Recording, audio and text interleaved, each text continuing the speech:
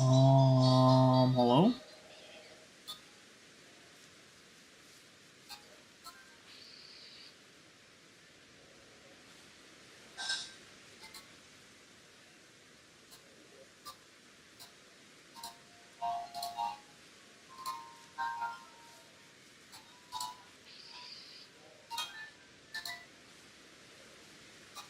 All right.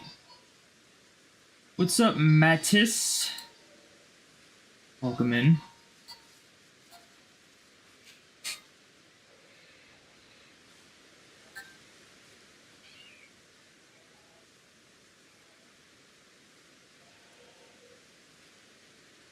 Get my counter up. Geez, we're gonna hit 13k on Mew today. Jeez. All right, let me get rid of this because I don't think I got a distortion. Oh, I did. Oh, nice. Okay, well, so we can still hunt. Oh wait, I got a I swear I just checked this thing. What the heck? It hasn't started yet. Also, I think my Elgato is a little delayed. It feels weird to control. Let me fix that. Hopefully my computer doesn't crash, because that sometimes happens.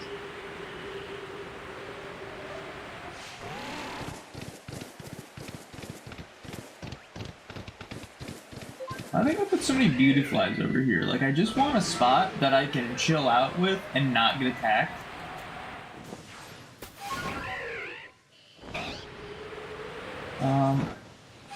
I think Stantler will attack me sometimes, but it won't, like, keep attacking me. I gotta get away from the, Alright. Did I tweet out the stream? Let me tweet out the stream. How am I doing? I'm doing alright.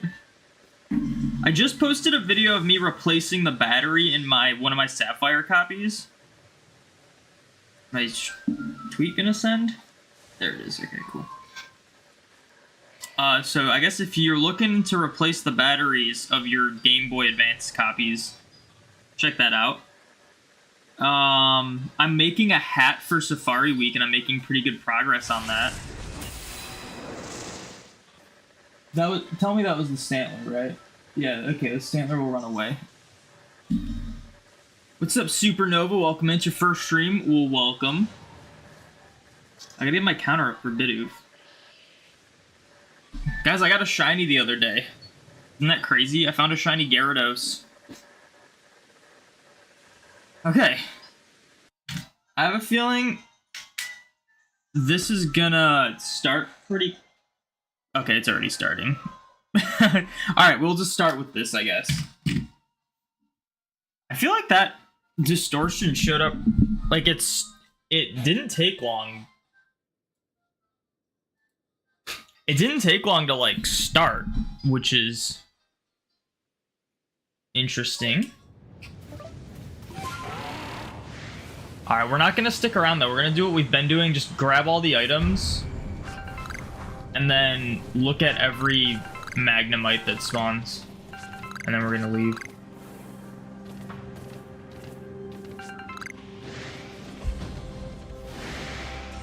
As much as I want a shiny Carnivine again, shiny Kadabra would be fine, but it's really just shiny Kadabra, Alakazam, and Eevees. And I'm pretty unlikely to get those ones, because most of the things from here I don't even... Like, I already had shiny. Really, that actually hit me. That, like, went through the wall. That's crazy. Solid chance I die here. I think I only need one more Magnemite to spawn as well. And it's a Magneton, and it's not Alpha. Alright, so I'm going to... try to look for the rest of the items. And the fact that you cannot, like, jump up these. A bit absurd.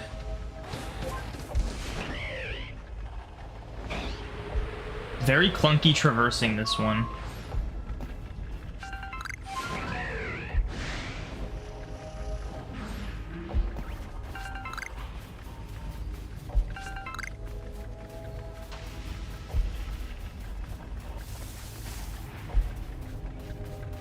Is that it?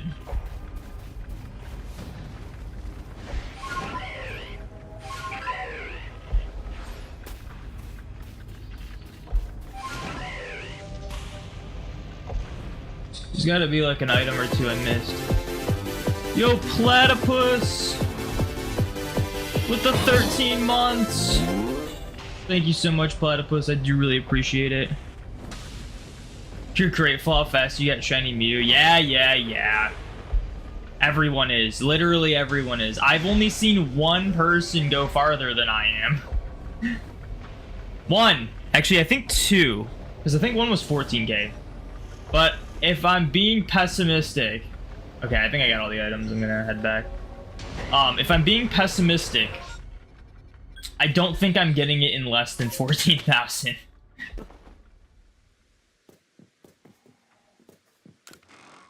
I'm greatly full? What is that? In what context? What does that mean? Oh, as in like grateful? I was like, I'm full of what? Alright, I'm gonna sleep. What are my shiny odds now? For Legends? Legends, my shiny odds are always 1 in 586, I think? Unless they're outbreaks, in which case they're different, and I don't know what they are by heart. In the games that I'm about to switch to, 1 in 8192. Oh, he made a typo. Oh, I see. I didn't even notice that. Alright, let's switch back to here.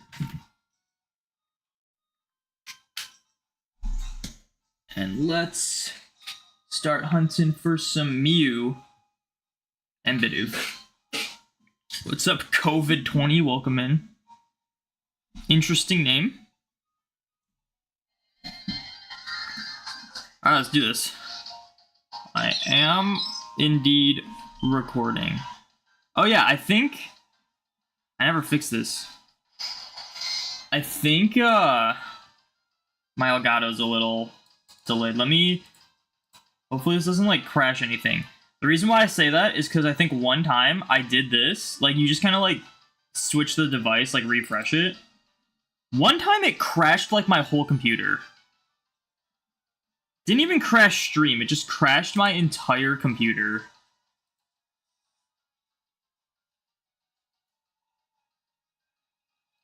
Okay.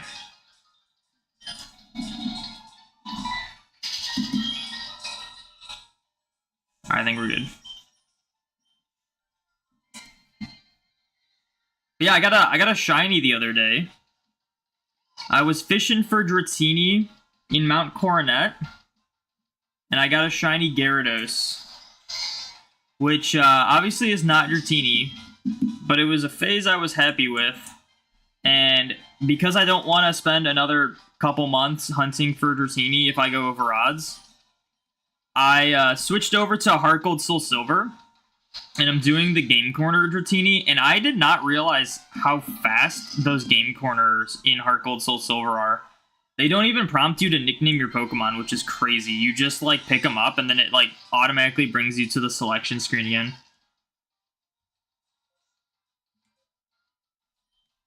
So I'm 2,000 in on that already. And I didn't even hunt that much yesterday. Like, I could realistically get, like, 800 in an hour for that. Which is funny because before, with the fishing encounters, it was, like, 800 every 2 hours. So I'm getting, like, double the encounters with the Game Corner. And I am nearly guaranteed to not phase. I say nearly guaranteed because I have bought a couple Abras and an Ekans at one point.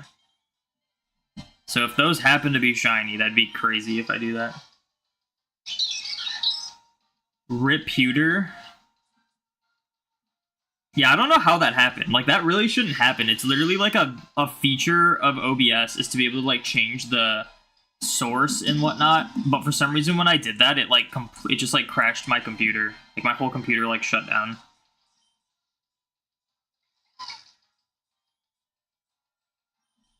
I bought a ticket for Go Festival. But yeah, I did. I actually didn't at first.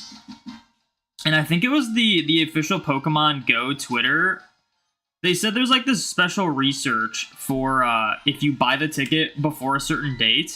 And I went to check what that was. This was like May 20 something.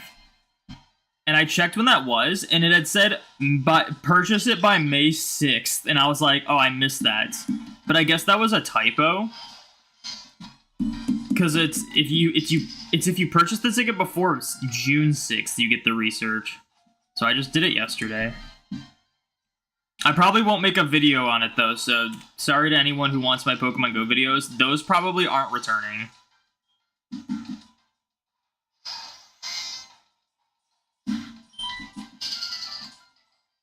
OBS has messed up your laptop a couple times, crashed your graphics card until you force shut down everything. I've had OBS crashes my graphics card often. I want to get like a new graphics card, but they're expensive. Yeah, OBS crashes my graphics card, like, pretty often.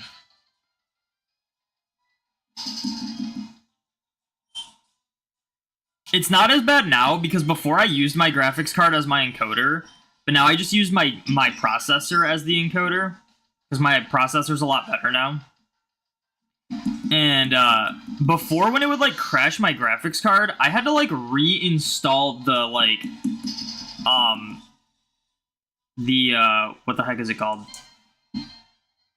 Whatever the thing you have to... I'm completely blanking on the name of it. It's like a really basic name that I don't know why I'm blanking on it. The drivers. I remembered it. I had to, like, reinstall the drivers, like, every time. So I just had, like, the file for it on my desktop at all times in case it happens again. But now, since I use my processor as the encoder...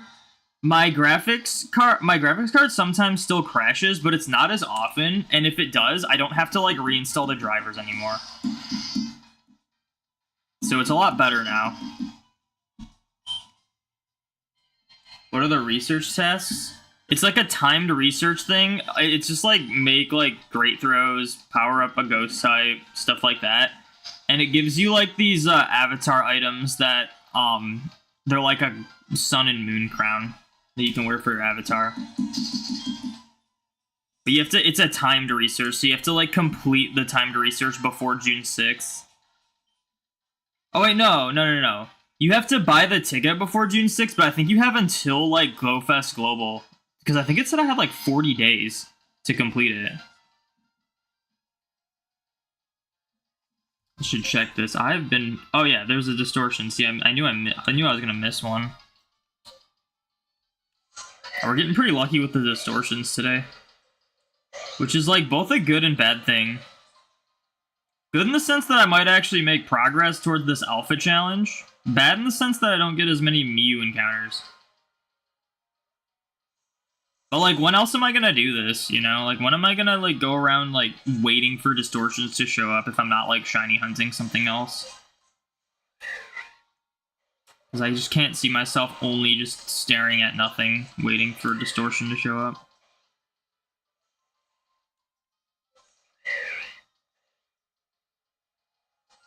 I just heard a shiny Sparkle. Oh, it's a Toxicroak. I don't think I need Toxicroak at all. I think I have both genders.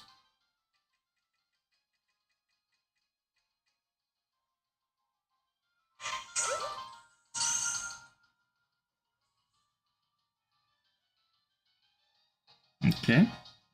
You get caught. Get caught so I can get into the Distortion. Alright. Yeah, I'm pretty sure I have both genders for Toxicroak already. I think I have multiple females as well. I don't think I have a single Krogunk shiny in this game, though, which is wild. I've gotten so many Toxicroaks, but never a Krogunk.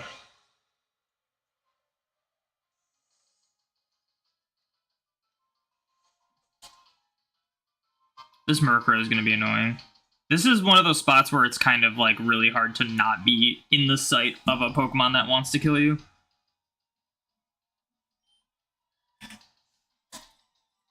What's up, Noe? Welcome in.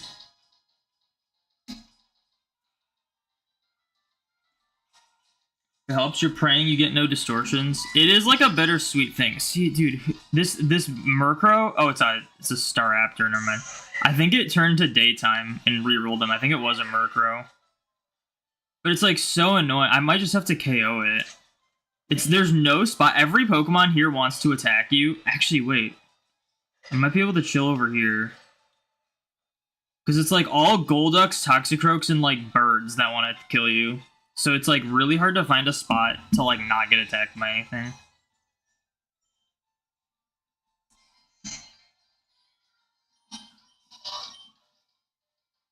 Type Null Hunt is at an end, and your friend has given you a shiny Celebi. Nice.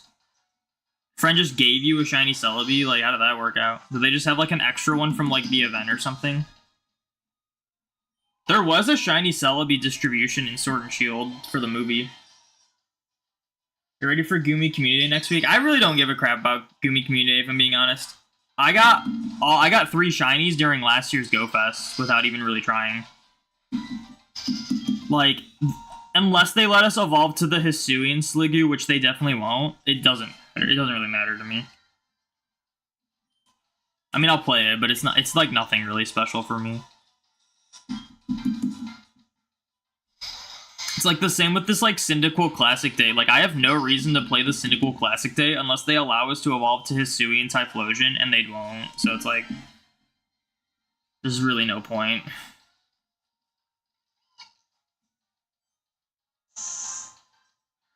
Darkrai and Manaphy, your next 2 targets.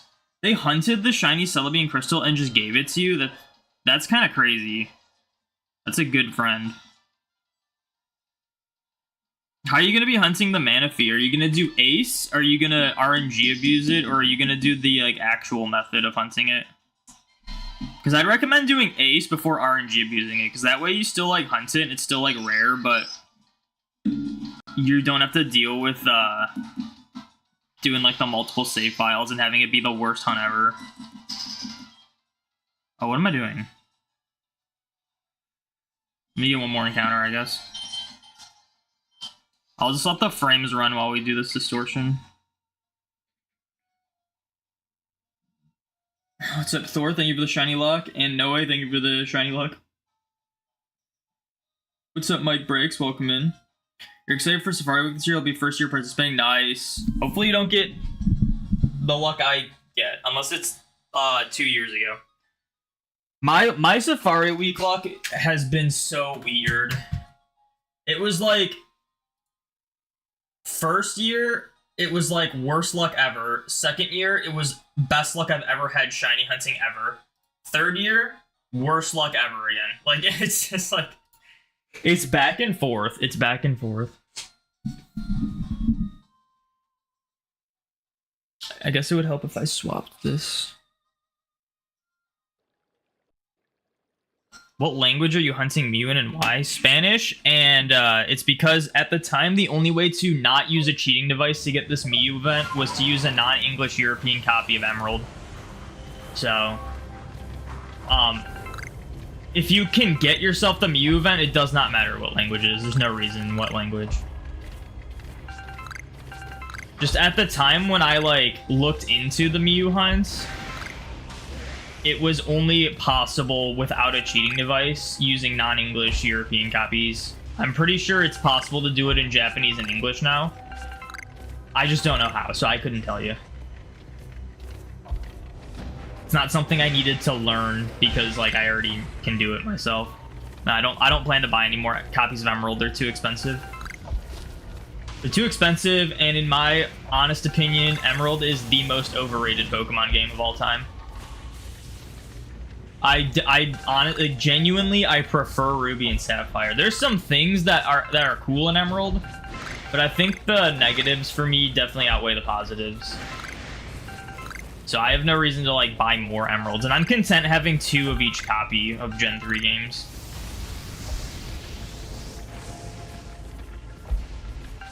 I think I'm looking for one more Magnemite, unless it's this one.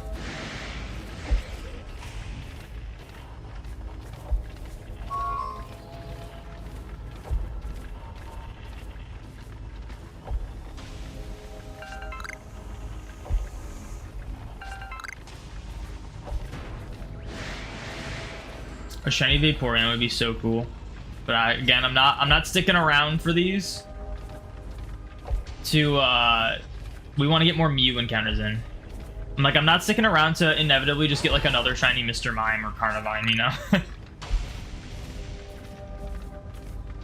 Okay, I think I got all of them. There's one... Oh, or Skuntank, I guess. I don't need this one. I'm not saving any of these shiny recordings because they're all stuff I don't need. Like, I'll save new shinies.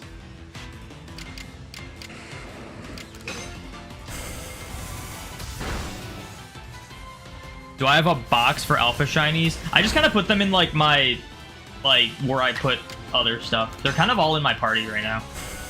It's not like a dedicated box for alpha shinies. It's just like a box that is different than where I put other stuff.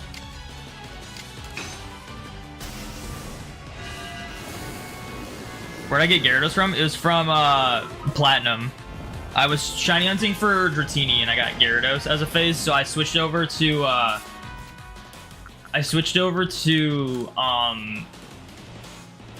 Heart Gold Soul Silver, so now I'm doing Game Corner Dratini and it's so much faster. Really?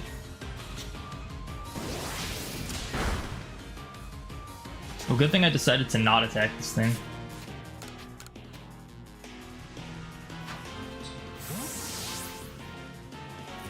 You're currently playing through Coliseum so you can get Celebi for your Pokeball only Gen 3 National Dex. I'm guessing you mean the Japanese Coliseum, right?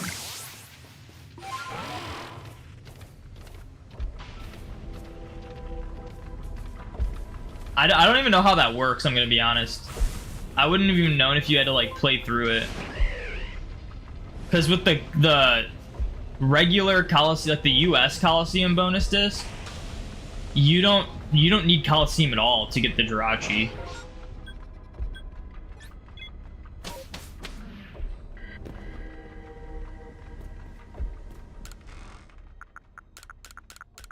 So I actually don't know how it works, but I know it has to be Japanese.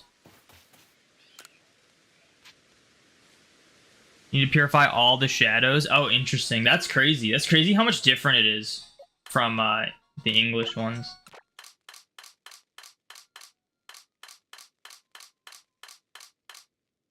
Oh, you know what, though?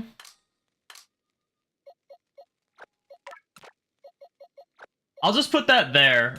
I have an extra Stunky that I could have evolved, but might as well put the fully evolved one already there, because this is the other Stunky I have. Look at all these phases I got while like going for unknowns.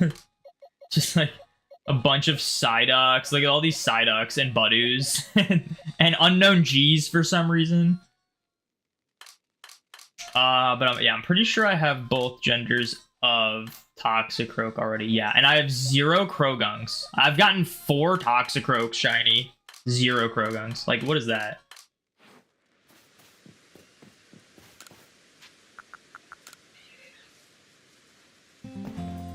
What's up, Poseidon? Welcome in.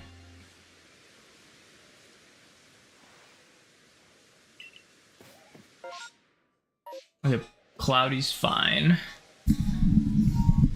Alright, let's switch back. I've been bad at seeing the text for Distortion showing up, but I've been good checking to see that there are Distortions showing up, so that's always a plus. Oh, I think I need to get rid of these two. These 2 videos.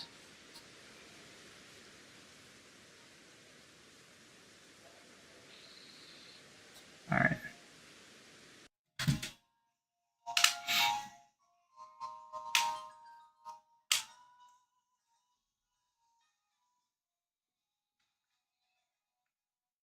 Oh, that's audio. We want video. Alright. Back at it. We were talking about Safari Week. Yeah, I'm like trying to finish up these hunts for Safari Week. I want to get Mew before Safari Week. I'm making a hat for Safari Week. And if you follow me on Twitter, you'll see like progress. Like you'll know what it is. I'm hoping I can pull it off. I think I'll be able to, but I'm still like not 100% sure.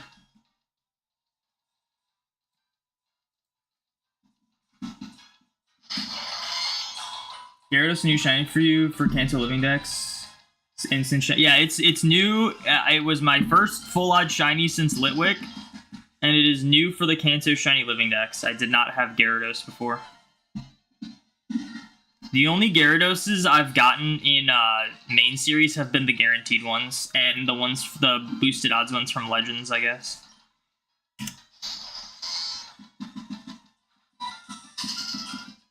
Never a full odds one. But I still need the female Gyarados, and I still need male Magikarp.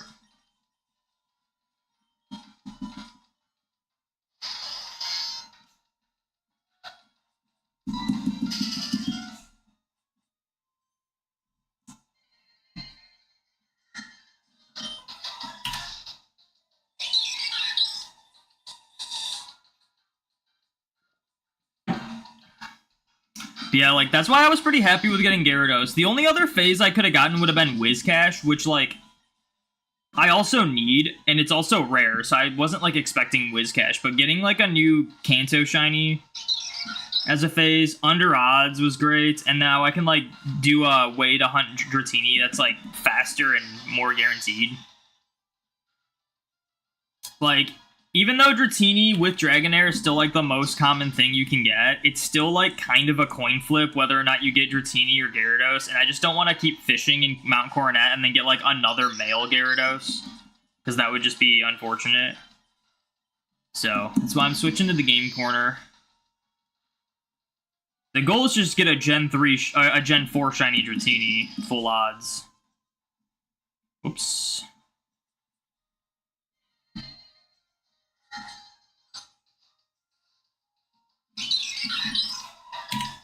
Yeah, I've never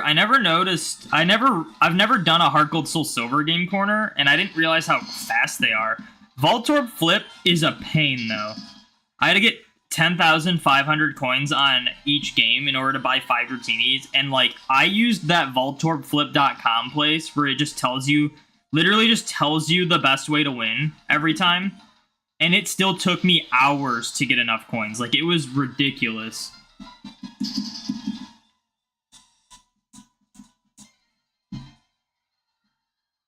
But once you have the coins, it's so fast to just, like, purchase 5. The only downside is, like, you can't buy anything if you have a full party, like you can in, like, Fire Red Leaf Green. Fire Red Leaf Green, you can just fill up your PC boxes of, like, Abras and stuff. Even though Abra's only 200 coins in Heart Gold Soul Silver, you can still only buy 5 max at a time.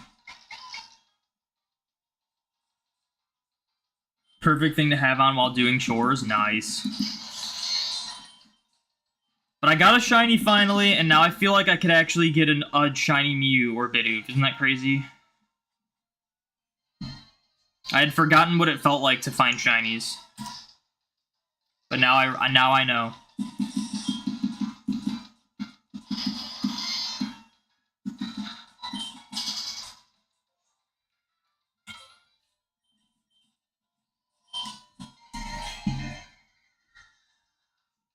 It's funny, with how slow these encounters are, like single encounters are for the Bidoof, it does feel like we'd still make pretty good progress each time we do this. Start to play Let's Go, and then you'll go to Legends Arceus. Nice. Let's Go, I replayed it not too long ago, and I'm gonna be honest, it is not that fun to play through. It is by far the best looking main series Pokemon game. But my main issue with Let's Go, in terms of like actually playing through the games, is that trainer battles give you no experience for some reason. Like in every other Pokemon game, you like rely on trainer battles to get experience for your Pokemon. In Let's Go, you'll battle like a level 40 Arbok and it'll give you like 400 experience. It is ridiculous. Like it essentially forces you to just like stop everything you're doing to do a catch combo in order to get experience. Because catch combos give you a lot of experience, but you have to get them up there before they start giving you like a good amount of experience. So it was kind of like annoying to be like trying to play through the game fast, and then it's like, oh, I have to, like, I'm under-leveled for literally everything. I have to go and catch combo some random Pokemon that might give good experience. So yeah, if they had made trainer, it felt like to me they couldn't decide if they wanted to have traditional style gameplay or the Go mechanics, and it kind of like conflicted with each other. But yeah, like in all honesty, like cause like having a game where catching's different is like totally fine. But yeah, the trainer battles giving you it got to the point where I was like, dude, I just like there's no reason to battle any trainer, so you just find yourself avoiding every trainer. Hoping to avoid, and every time you get into a trainer battle, it just kind of slows you down because it's not even like you're gaining experience. So yeah, that was like my main gripe with Let's Go. Outside of the fact that they're overworld shinies, that's always going to be like a negative for me in Pokemon games. But I do think Let's Go did the overworld shinies probably the best because they're still pretty rare. And the method isn't completely broken. The method slows you down while giving you a way higher shiny rate, which is a lot more balanced than just giving you a really high shiny rate and then rapid fire encounters like Scarlet and Violet does. Just started Darkrai last night. You can't wait to be done with BDSP. Good luck on the Darkrai. It's really cool shiny. Down what it's like to get shinies, just play communities and go. Yeah, true. I saw the text this time. No, I always have to specify. I know you're joking, but there are, like, I literally, I tweeted. Oh, don't tell me it started. Did it start? And I think it started. Oh my gosh, dude. It started. How do I miss these, man? How do I miss these? I'm not used to getting timers this fast.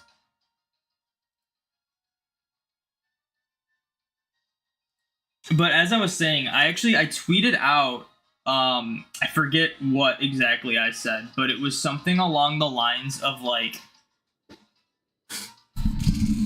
man, I really want to find a shiny soon. And someone was like, oh, well, Arceus has good shiny rates or something, or like, or no. It wasn't even that. It was like, they suggested like a ROM hack or a just like some fan-made Pokemon game that had higher shiny rates. I was like, I should have specified full odds shinies.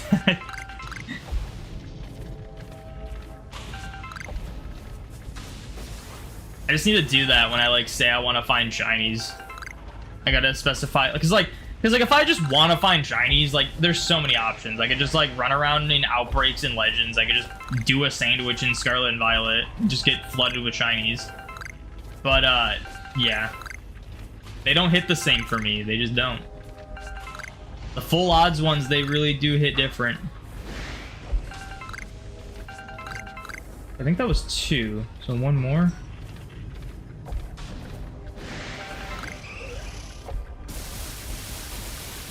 Oh, I didn't hit that for some reason. Look at those iron chunks. Oh, no alpha Magnemite. Dude, at what point am I just gonna get an alpha Magnemite, you know?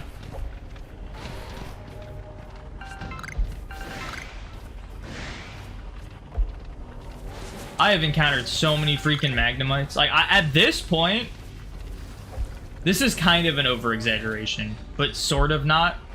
At this point, I wouldn't even be surprised if I found a second shiny Magnemite before an alpha one. Because I mean, it's not like we've seen like another 500 Magnemites since my last since the shiny one, but we've probably seen across the whole line, we've probably seen close to 100, if not more than 100. So like, if we just got lucky with Magnemite again in terms of the shiny, we could totally get another shiny one before an alpha shows up, which would be unreal. Because then I could actually like potentially complete the shiny Magnemite line in this game, because you can actually hunt Magnezone pretty effectively with the flying ones.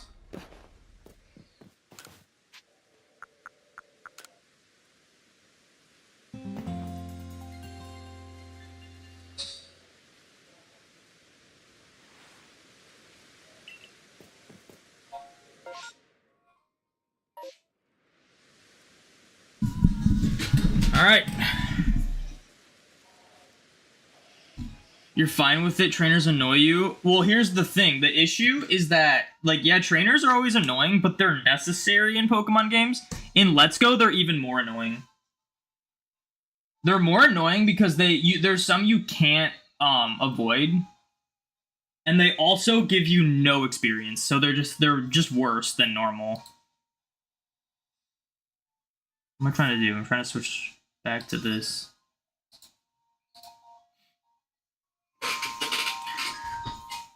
You're gonna Master Ball it because it's purple and the color coordinates to shinies. I caught mine in a Dusk Ball because the purple inside, because Darkrai shiny has a green eye and the Dusk Ball has like green on it, and then there's the inside when it opens up is purple. So I thought that matched pretty well. But Master Ball works good too, and Darkrai's hard to catch. It was funny when and this was in Platinum. I was hunting Darkrai.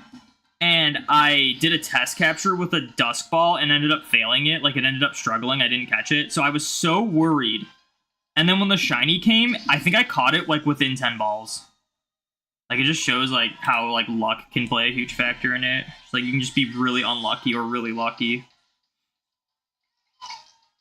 be honest, in Violet, it's so easy to get shinies, it feels almost like cheating. Yeah, it's too easy that I don't enjoy it at all.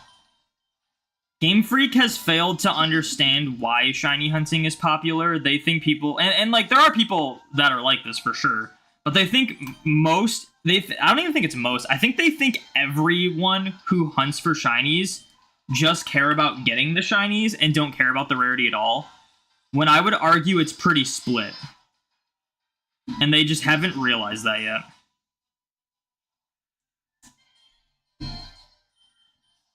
So, like, for them, it's like, oh, in Legends, like, oh, well, if you do literally anything in Legends, you'll start getting raised shiny rate. Like, some people don't like that, myself included. Scarlet and Violet, it's like, instead of balancing things, let's just make shinies super easy to get for everyone. It's like, that just takes away the fun and excitement out for me. So I'm hoping they can, like, realize that.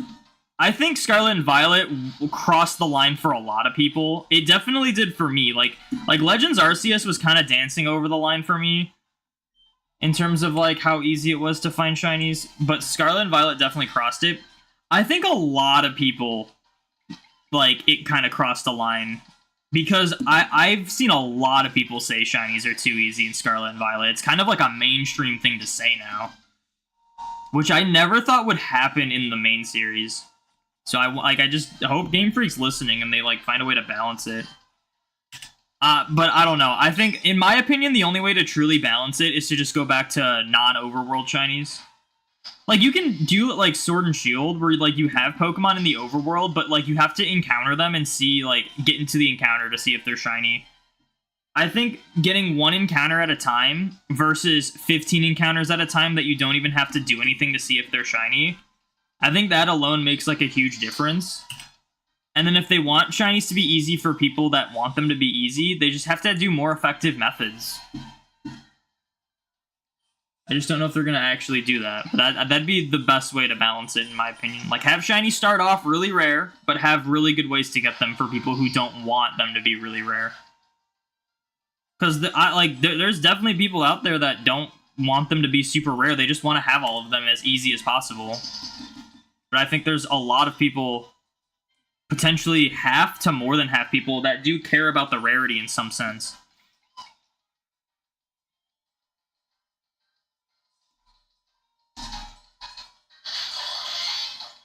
You take a break on the odds for this roaming crystal Raikou?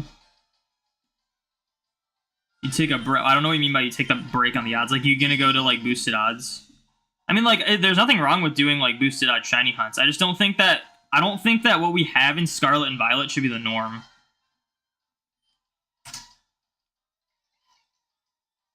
Also, since you were last here, you found 4 of the 6 Reggies. That's crazy. Yeah, I've been having pretty bad luck. But I finally broke my, my drought. Went from being too easy to get shinies to making the whole post-game legendaries locked. Yeah. Dude, I was actually talking about this with someone in my local Pokemon Go Discord. The Scarlet and Violet DLC was such a scam. So the person in the Discord was like, and this is not my Discord, so don't ask if I have a Discord. This is just like a local like Pokemon Go Discord, and we just have like a channel for like main series stuff. And they were asking if the Sword and Shield DLC was worth buying, and I said 100% just for Dynamax Adventures alone. But also you can get like other things in it too, which is cool. And then they asked about the Scarlet and Violet DLC, and I was like, the Scarlet Violet DLC was such a scam. $35 essentially for just a few new shiny locked Pokemon. Out of like all the new Pokemon in Scarlet and Violet, you can pretty much hunt like 2 of them. Maybe 3. No, technically 4, I think, because it's like the Poltergeist line. Oh no, 5 if you include Dipplin and Hydrapple, and then Archaludon. And then everything else is shiny locked.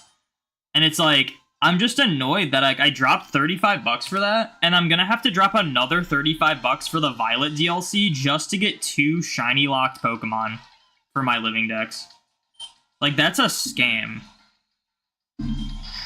And then they like put a bunch of shiny legendaries in Pokemon Go because you have to pay to like get encounters for them. But it's like, dude, if you're gonna sell a DLC, have the Pokemon be huntable, because in that way you're paywalling shinies the way you guys want to, but at least fans will be happy that things aren't shiny locked.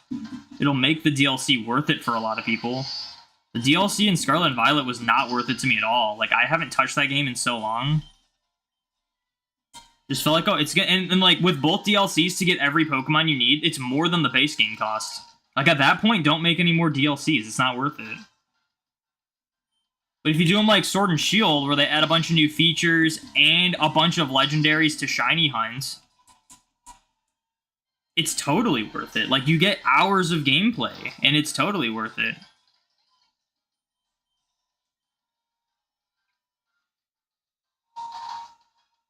You can still go for rare shinies in Scarlet and Violet, like your male Litleo took 3 days. I don't consider that rare at all. You and I have different opinions on rare. I'm also including like max odds stuff. Like if you run a Sparkling Power Sandwich with Shiny Charm, you'll see a shiny on average every 5 to 10 minutes. It's only a matter of time before you get one of those middle Pokemon in those groups of like Pyroars or Litleos to be the shiny one. Like, it's only going to take you on average of like an hour or 2 to do that with like max odds. It's not really rare.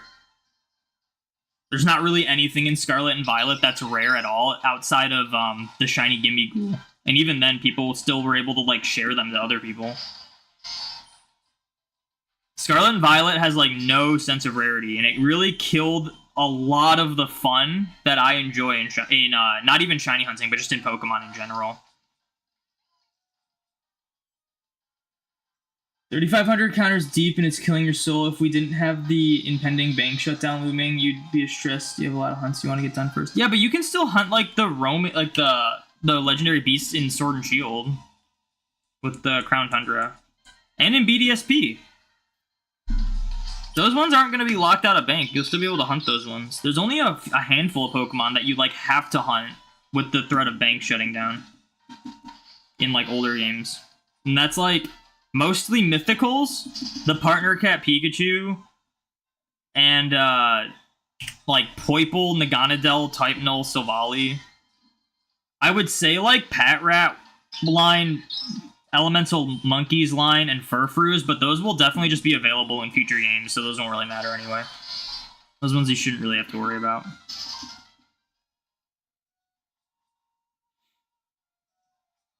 You have over 1,000 hours of Dynamax Adventures. Yeah, people still go back to Dynamax Adventures. Guess what? I haven't heard many people talking about Scarlet and Violet's DLC in a while. Outside of just, like, hating on it. And here's the thing. I'm not saying Scarlet and Violet's DLC is the worst thing ever, but, like, literally, if they had just made the returning legendaries huntable, like, if that was the only change they had made to the DLC, I would have thought it was worth it. Being able to, like, put hours into shiny hunting, like Kubfu, Spectrier, Glastrier, like Kubfu you'd have to hunt 3 times. You know? Like, that would have been incredible. Like, that would have added so many hours to the gameplay, would have made it worth it for me. But not being able to hunt literally anything, and then all you do is play through a mediocre story of just button mashing A and doing a few battles. And then there's literally nothing to do after that besides giving yourself free handouts of shinies, which I don't find enjoyable. Like, again, like, it's the whole thing about Scarlet and Violet in general. If you are not into competitive, once you beat the stories, there's nothing to do. Because there's no sense of rarity, so if you want to get shinies, you'll finish that in, like, a couple months at max. Not even. It'll probably take you a couple weeks to get everything shiny in Scarlet and Violet. And then there's no, like, battle tower or anything. You pretty much just have to be into competitive to enjoy anything after that game.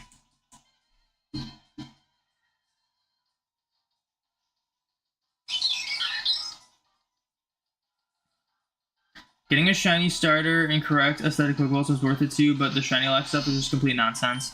Okay, I will say the starters, specifically, for me, specifically, the Galar starters being huntable outside of eggs is a plus. But that's probably the only, like, good positive. But, like, even then, I still can't stand how shiny hunting even works in that game. It's too easy, it's not exciting, it's not fun. For me, you don't have to agree with that. That, like, even when I eventually get around to wanting to shiny hunt the Galar starters, will I even want to hunt them in Scarlet and Violet, or would I rather just hunt them in a different game, assuming they're available and there's, like, better shiny hunting? You know? So it's like such a minor plus to me at this point. And then, like, Milcery is, like, easier to get all of the forms Alchemy shiny, but even then it's like it's still pushing it. Before it was like crazy to have like to go for all the different forms of Alchemy shiny. Now it's like literally everyone can just does it, and there's like nothing special about it anymore. Unless you full odds hunt them, which I'll do. I'm gonna full odds hunt all of them.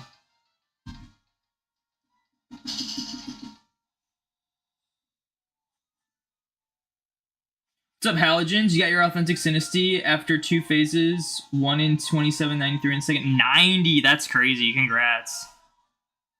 Did it have a mark?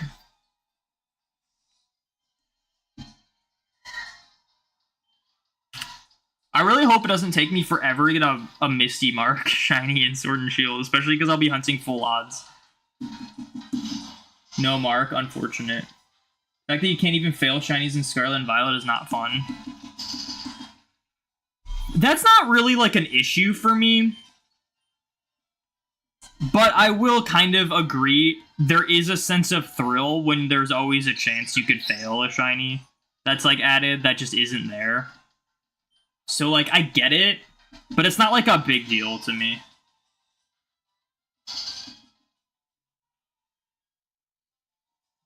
Yeah, there's still a lot to hunt in Sword and Shield. That's the thing. It's, like, because even, like, Sword and Shield... I think the biggest issue I have with just, like, the way they handled the DLC in Scarlet and Violet was that a lot of the marketing of, like, look at what you get in these DLCs, 90% of it was just, look at these returning Pokemon. And I think that's so scummy of them to use returning Pokemon, when in reality, all the Pokemon should just be available, via transfer at least, like obviously not like catchable, but just be available from the start. I think it's so lame that they've been cutting Pokemon from the mainline games and then using DLC to like using them as like returning Pokemon to sell DLC. I think that's so scummy. But like in Sword and Shield, it was more exciting to see returning Pokemon because there's variety in how you can like shiny hunt and stuff, and like shinies are still rare in Sword and Shield. So it was still a level of like excitement, like, oh, I could hunt this shiny this way now. That's kind of cool. But in Scarlet and Violet, I just see it as all like nothing. Because I don't intend to like shiny hunt returning Pokemon in Scarlet and Violet's DLC. If I'm gonna like shiny hunt older Pokemon, it's gonna be in like other games. That's where shiny hunting's more enjoyable. So to me, it's just like nothing. But like, yeah, again, like, and I think a lot of people can agree. I think it's like really scummy that they've been cutting Pokemon and then using them to sell DLC. Like, that's just not okay. How's the hunting? I mean, these hunts, not so well, but we did get a shiny Gyarados off-stream a few days ago, so that was kind of cool. I was pretty happy about that. Finally finding a shiny after a few months. Like, ready to, like, make some progress towards things. Yeah, that's true. We have all of their Gen 1 and 2 legendaries with the Game Boy marks, so it feel weird only have Raikou without it. Your other hunts include all your... Oh, interesting, interesting. I wouldn't worry about Bank too much. Like, don't stress about it. Because, again, like, they haven't even announced that it's going down. And that, to me, says it's gonna either be a very long time before it goes down, or they're working on something to, like, still allow you to transfer even after it goes down. And even if it does, even if they do just straight up shut it down, there'll be third-party ways to send Pokemon up.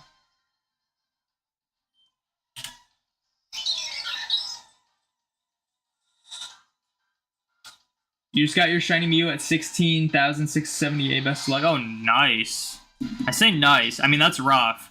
But it gives me hope that I might actually get it soon. I was under the impression I was just going the longest for shiny Mew because everyone I saw was like, oh, I got it in 1,000, 2,000, 3,000. I think the most I saw was like 6K. But recently I saw someone go like 17K and got it. And then I saw someone go like 14K. So it like kind of gives me hope that like I'll get it soon. Maybe. Even if it goes down, CFW will make transfer possible. The only thing that's like worrisome about like a third-party thing is that there's a chance that Pokemon Company flags them as illegal if you use something other than like here's the thing. If they shut Bank down and sever the connectivity, that means it is illegal to get Pokemon from older games to home.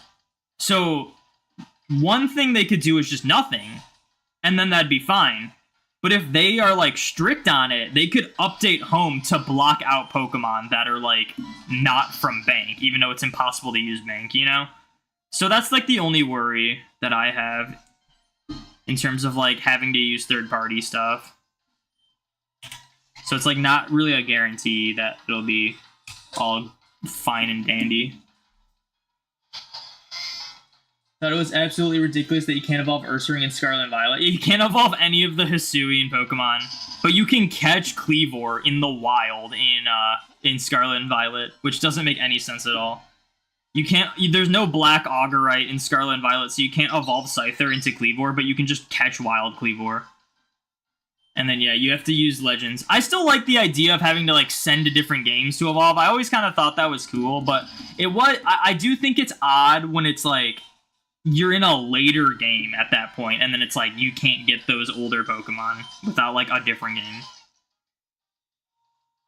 You got Faith, Trust next 200. That'd be crazy. 13,200 something. That'd be awesome. Getting it today would be incredible.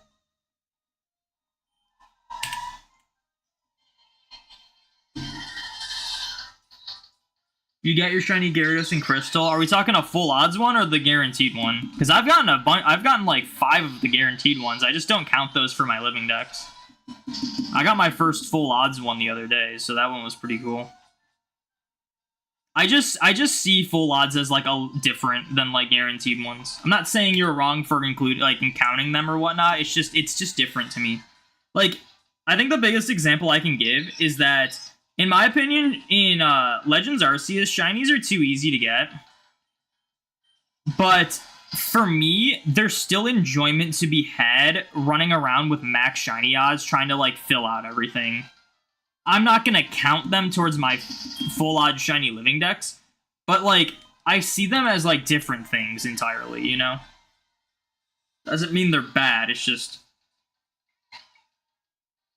I just have my own rules that I follow. Supreme Arcanines went 70k for Registeel, so as long as it's under that, you're happy.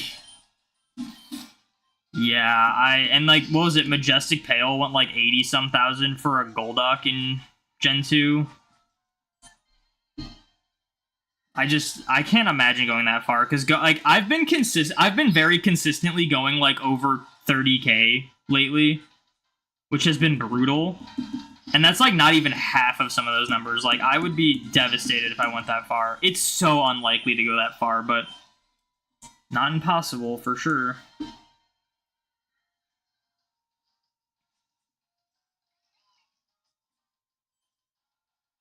You're back from lunch. Welcome back. The classic Aqua Quack hunt. Is that what they called the Majestic Pale one? What's the target for the 3DS? This is a DS Lite. But the target is Bidoof. Which is why there's a Bidoof right here. The targets are right here, by the way. In plush mode.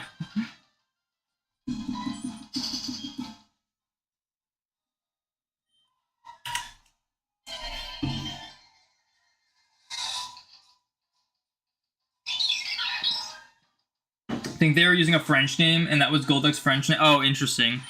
Thing is, when I watch people shiny hunt in like different language games, I never really pay attention to like goofy names and stuff. I'm never like, whoa, that the only one that I think like obviously Lickitung in German is Schlurp, which is hilarious, and then the one of I think it's French Bulbasaur is called like. Oh, what is it called? It's something that's like really good. Oh my gosh, what is it called? It's like a shoot. I'm gonna look it up. French Bulbasaur name. Oh, Bulbasaur. It's called Bulbasaur, which is kind of funny. It's like almost Bulbasaur, but it's like a bizarre bulb.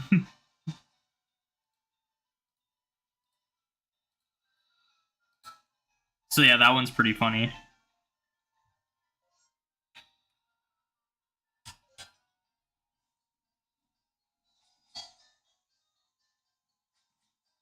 No, Bulbasaur, like Bulbasaur, but instead of a soar, it's Izar. So it's still bulb. You're just hearing me wrong. We're getting a lot of distortions today. It's like both good and bad. It's good in the sense that like we might be able to get a Malfa Magnemite. It's bad in the sense of like I'm getting way less Mew encounters because of it.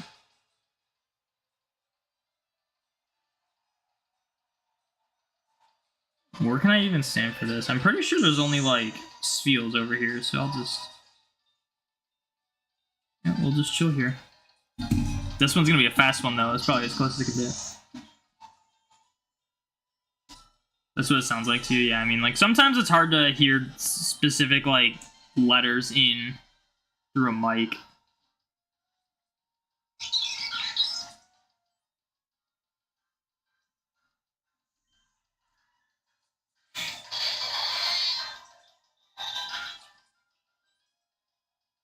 I called what?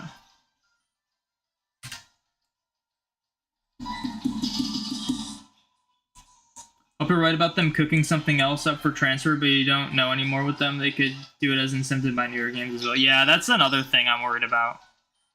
It's no secret they've been very focused on making as much money as possible. Like, a huge theory as to why they shiny lock all the legendaries in the future games is so they can, like, you can hunt them in Go via raid passes, which obviously cost money, so they make more money that way. And then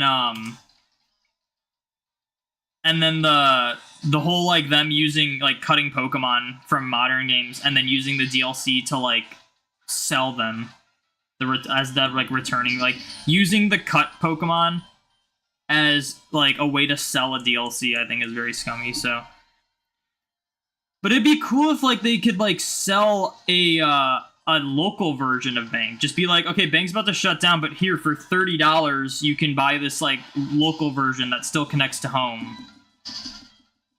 And I would eat that up, man. That'd be so good.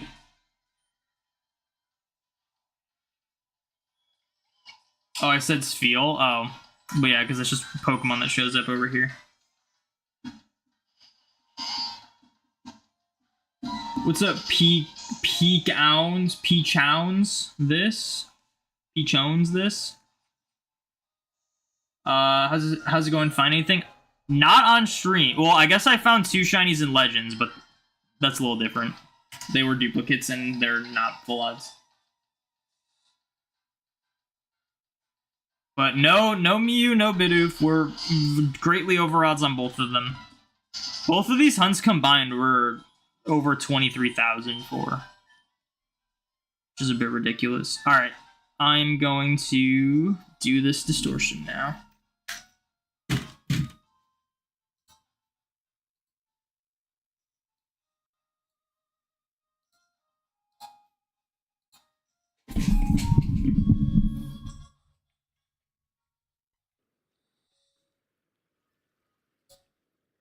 All right, let's do this.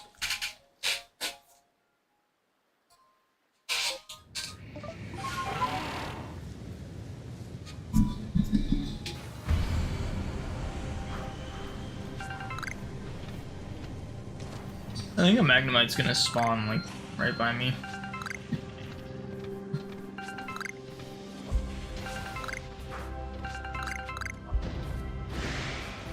Wow, a really small Magnemite, that's what we're looking for. Alright, I gotta watch out for this Kadabra, because it's gonna use that homing attack on me. Yep. Okay, these Magnemites are all, like, dinky. We want the really big one.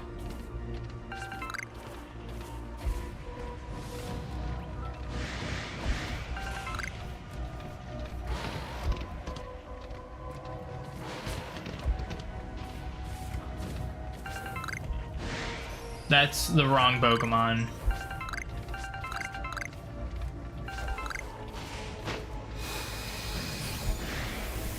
They keep spawning on the items that I'm trying to grab, and it doesn't let you grab the items when they're right there.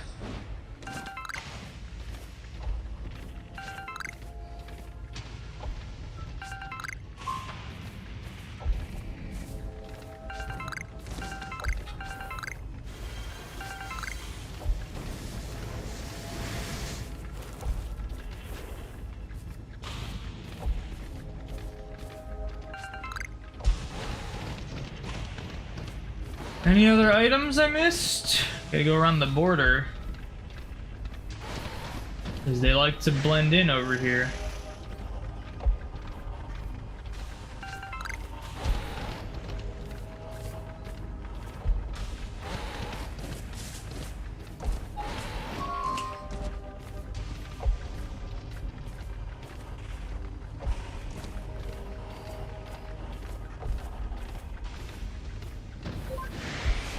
It's looking like we got everything? Looks like we got everything.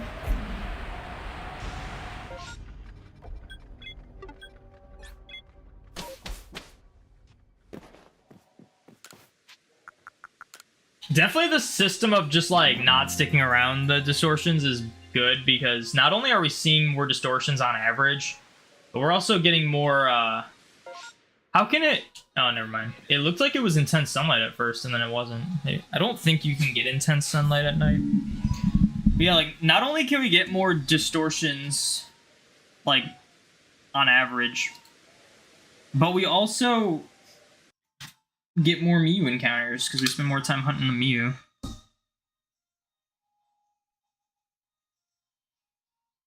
You do not want my shiny luck? Yeah, no one wants my shiny luck. I'm probably one of the only people in the world that consistently goes 30k for shinies.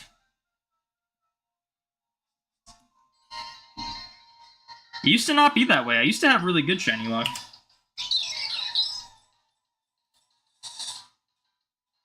Yeah, Pokemon Box 2. That'd be really crazy.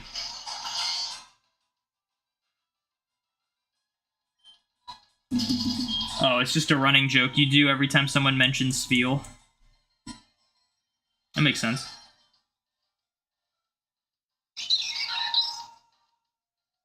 If it costs $30, you hope it works with Gen 5 too, but that would honestly be a perfect transfer solution as far as you're concerned. Well, it probably would. Because you would need a way to send them into Gen 6 and 7, and then out.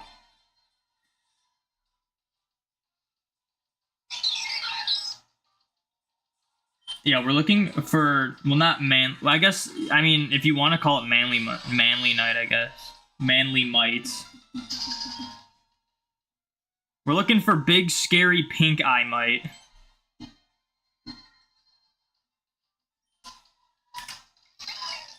Just let me send you some of your shiny luck. You don't need it right now. You got your SOS shiny. Will that work for full odds, though, is the question. I mean, I can try.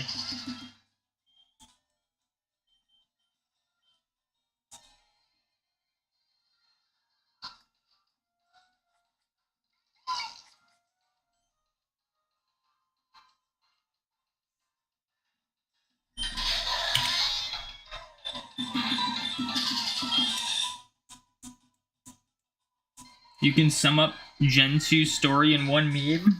Let's hear it.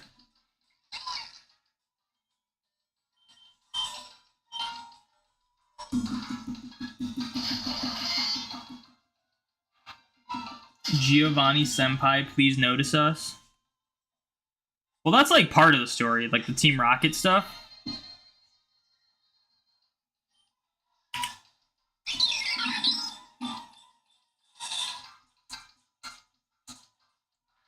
$13K try shouldn't be picky about luck. Nah, I could, because a lot of my hunts go more than double this, so I can be picky.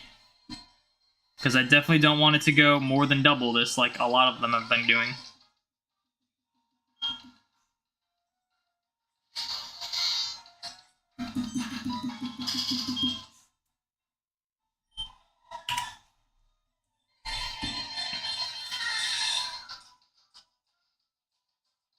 Well, then you keep your shiny luck. I said I'll take it. I just said I don't know if it'll work. I said I'll try. You not hear me. I said I don't know if it'll work, but I'll try.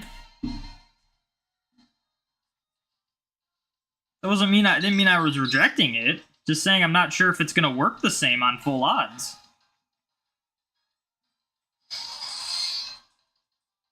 Started your third 8192 hunt ever. You started dual hunting Celebi in almost over 1,000 SRs. Good luck. Yeah, I definitely want to do Celebi soon, but I really didn't expect Mew to go this far, if I'm being honest. I mean, like, I both did and didn't. Like, I did in the sense of, like, yeah, I'm going to be the one who goes really far for this thing, but at the same time, I was like, you know what? I've had the worst luck in Emerald. Maybe I'll actually get lucky in Emerald for once. And then I didn't. Shiny Emolga in Go tomorrow at 10 a.m. Is there an event for it? I knew Shiny Emolga was coming. I didn't know it was like going to be an event for it or something. Or is it just not going to spawn for us until the global? If I'm being honest, I'm probably not going to like grind for anything for Go. I've been getting less and less interested in Go as of late.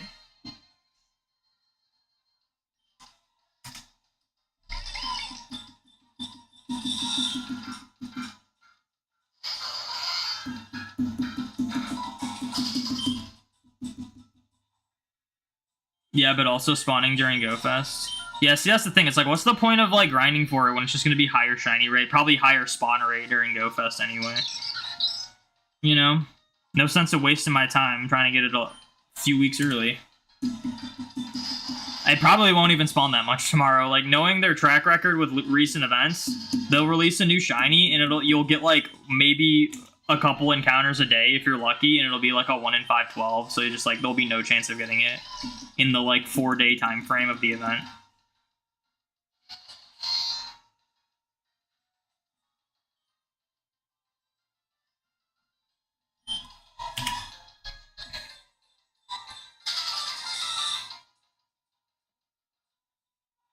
Celebi took you over 21,000. Dang. Going that far for a reset hunt is rough. Going that far for like a random encounter hunt with multiple games is like, it's still annoying, but it's like not awful. Reset hunts going over like 16k is tough. There's so many reset hunts I like want to do, and then I'll like do one. I'll be like, all right, I'm gonna do all these reset hunts, and then I'll do one, go like 16k, and be like, yeah, I don't want to do any more reset hunts. I just want to find the shiny. Like, let me just do some random encounters. Any tips for strictly English-speaking and reading person playing through a Japanese copy of Rupee? Use, like, like Pokemon encyclopedias so you know, like, what moves you're learning and stuff. Ruby Sapphire's tough because there's no item icons. If you're doing, like, Japanese Emerald, it's easy because, like, you know every item you're getting, because if you just go in your bag, you can see what they are. Like, for example, like, I have these Spanish copies of Emerald, and it's like, let's say I got a rare candy. It's like, oh, do I even have a rare? But it's like, you can see the items, you know? Like, this is an escape rope. Even if I have no idea what that says, that's an escape rope, you know? This is like a soft sand. Elixir, that might be an elixir, because it says elixir on it. But yeah. So, you don't get this in Ruby Sapphire, unfortunately. So, I guess, like, when you, like, level up your Pokemon and then you get additional text that's gonna learn a move, just, like, look up what level they learn certain moves at so you know if you, like, want the move or not. Thinking about getting a shiny Ribbon Master so you're gonna get a copy of Coliseum and then you remembered the 8K odds and you're like, you know what, I'm good. It's not even the 8K odds. A lot of people are scared of, like, 1 in 8192. 1 in 8192 is not bad at all. Don't get scared of the number. Get scared of the encounter rate. Coliseum's rough because the encounter rate for them is terrible. Like, when it's taken you, like, multiple minutes to see one Pokemon, that's tough, you know? But the 1 in 8192, like, there's some 1 in 8192 hunts you can do in, like, a couple hours just because the encounter rate's good. Don't let the number scare you. Just figure out how fast the encounters are before you, like, decide if you want to do it or not. Too many people see 1 in 8192 and just immediately turn off. Like, they're just like, no, no, no. But it's hardly different than a 1 in 4096. The only time a 1 in 8192 is noticeably different than a 1 in 4096 is when you go way over odds. But I mean, like, even then, I went 20k for a Litwick in Sword. You know? Like, I've gotten lots of 1 in 8192 shinies faster than that.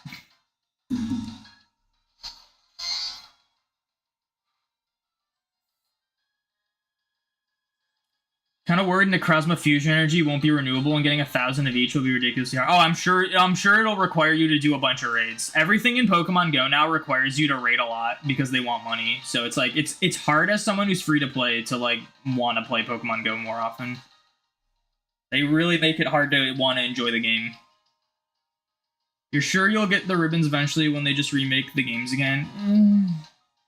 I don't think they're remaking Coliseum, so that the Coliseum or XD.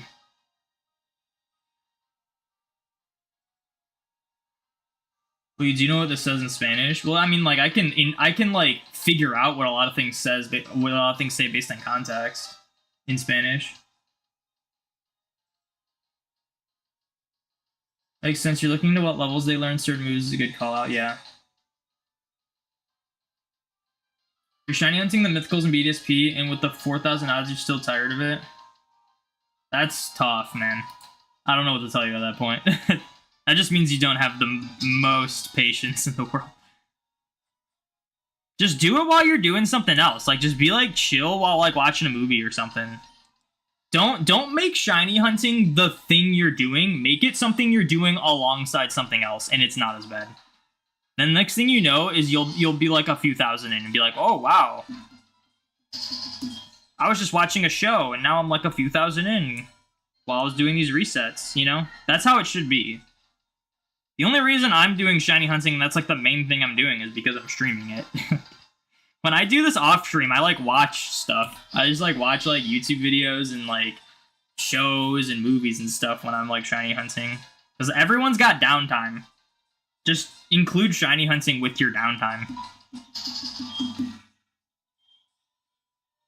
You do the math and find the overall chance of at least 1 shiny per hour or something along those lines. 1 shiny per hour is pretty quick. But just, like, a good way to gauge it is still, like, because, like, here's the thing, like, there's a lot of 1 in 8192 shiny hunts that are faster than 1 in 4096 shiny hunts. Because remember the golden rule, class. I say this all the time. Encounter rate is more important than shiny rate. The only reason shinies are completely free in Scarlet and Violet is because of the encounter rate. Because they're the same shiny odds that we've seen for the past 10 games, you know? It's just the encounter rate is through the roof for those games.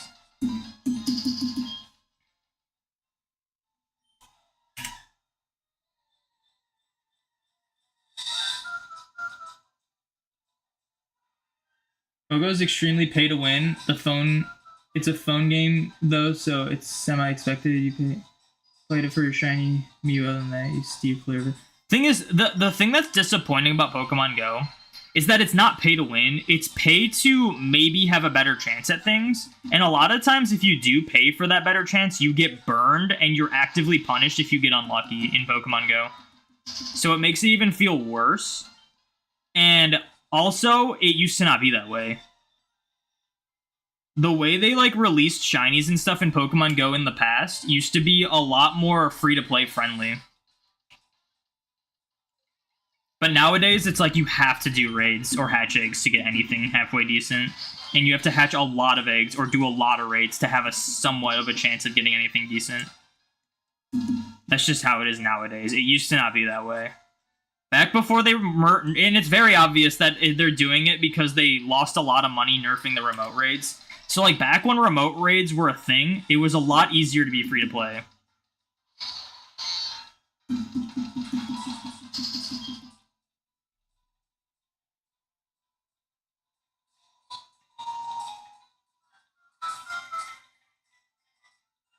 A few thousand after a movie? That's not what I, like, that's not, like, really what I meant. I meant, like, a few thousand after you watch, like, you know, say you're, like, binging a show or something. And honestly, some hunts, you can do that. Like, there's some 1 in 8 one that do Abra in Leaf Green, man. You could probably get a few thousand after a movie for that one. You literally get that in, like, a few hours. Yeah, BDSP resets are really slow. They really are. Funny enough, they are not the slowest reset in out of the Switch games. Slowest resets in the Switch games are Scarlet and Violet, and then I think Let's Go. I timed them.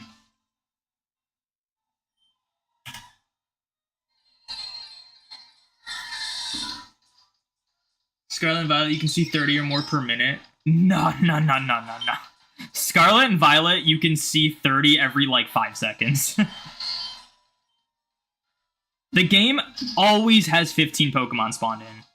Depending on how fast you run back and forth means you're getting 15, 15, 15, 15. Maybe not quite that fast, but it's pretty similar to that. You literally will see, like, over 100 in a minute. You have an Eevee and Shiny Umbreon plush on your desk now because you want to get a Shiny Eevee? Nice. So gambling? Yeah, Pokemon Go is very gambling heavy. I mean, like, I was done. Here's the thing. I stopped spending money on Pokecoins in Pokemon Go because they released Shiny Heracross Global in raids. The odds were 1 in 64, and it took me over 200 raids to get my Shiny. And not only is that just completely unfair that it's like, oh, my account was picked to have bad Shiny luck, but after I spent all that money and got a Shiny Heracross, the first thing I thought of was, that was not worth it. And then I stopped. I bought a few more passes to do, like, Galarian Weezing raids. Didn't get it after, like, 30 or so, and I was like, yeah, I'm just done doing this. And for a while, it was fine. It was fine to be like that.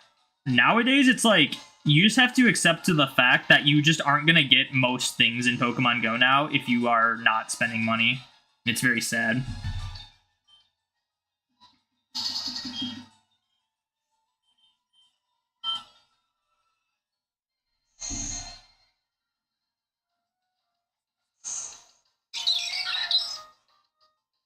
Pay to play pay to play is a more accurate term. It's pay to, like, it's pay to play the game. I don't know. I don't know how to explain it. It's just like pay to have a better, like, a more solid chance at getting stuff. Like, cause no, like, don't get me wrong, you can get lucky being free to play. You can get some pretty crazy things just being free to play, but it's like, with how many things are like limited time, like costumes and stuff that just won't come back and have a low shiny rate, it's just super unrealistic to like get pretty much anything without paying in Pokemon Go nowadays. Like, I've been free to play for like the legendary, like the shadow raids. I've done pretty well for the shadow legendaries. But like for Suicune, it was like I wasn't able to do that many raids. The weekend, like 1 weekend I was able to raid more. I only was able to do like 3 to 5 before I ran out of coins and ran out of passes. And it's just like, all right, done doing the Suicune raids. Like, it's just like,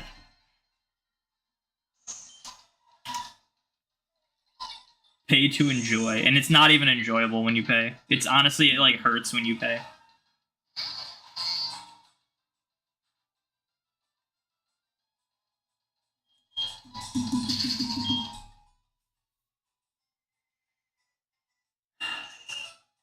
Still kind of sad Sword and Shield doesn't have SOS. Yeah, but they don't really repeat shiny hunting methods in other games.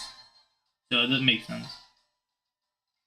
There's like no reason why it doesn't have it. Well, it's a different game. If they kept putting the same shiny hunting methods in every game, there wouldn't really be a huge point of playing the newer games. They gotta change it up.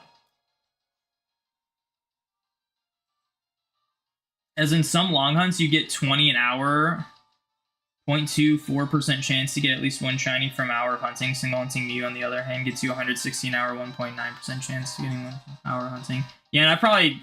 Well, I'm definitely way over odds for that. The way I gauge it is like, how quickly can you hit odds?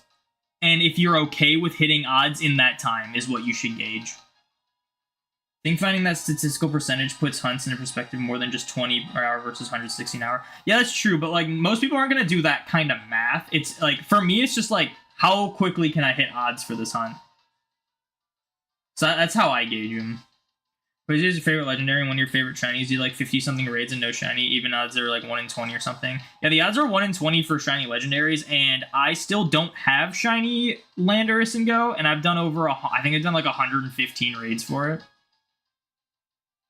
It was hurting not getting shiny Landorus, but now when I like am free to play, it comes back, I'll do a few. If I don't get it, whatever. Like, it's just like Pokemon Go is something I just need to not care about as much. It's been better when you don't care about it. Pokemon Go is the best played when you are very casual.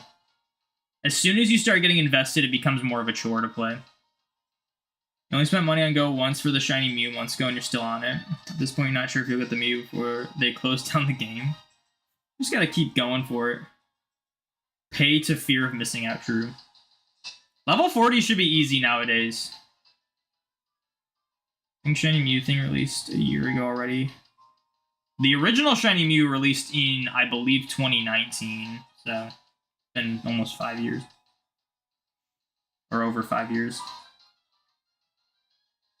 Radar hunting is on a lot of games besides Diamond and Pearl. It's only in X and Y.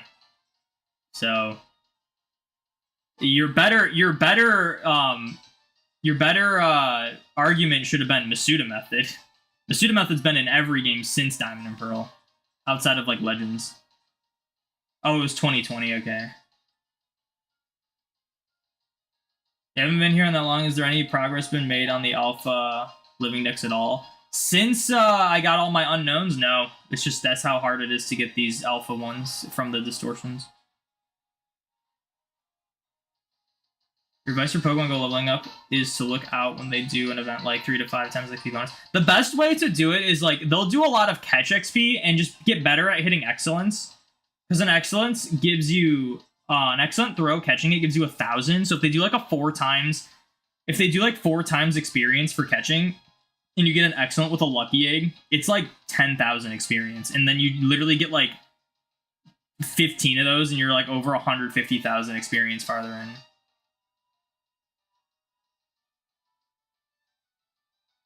The worst part of Pokemon Go is that the shiny get the brand when they send home. Unless you can send them into Let's Go, but yeah, it is weird. They released in 2019, but they released it last year, yeah. That's what I thought. What? It's not only an X and Y, it's also an ORAS? Pokeradar is not an ORAS. I was spending $20 in Pokemon Go. Well, they re-released it for $5, so I kind of got screwed over because I originally bought the original for $15, and then they gave it out to everyone except for people who already bought it for $5. All right, I'm gonna do this Distortion.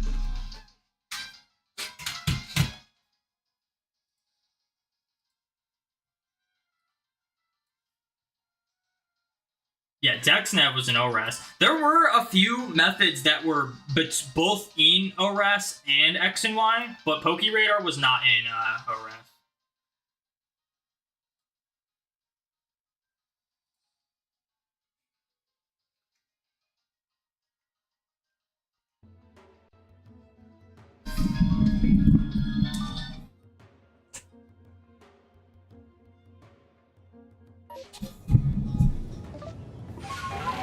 Maybe I'll get like an alpha Magnemite. That'd be cool.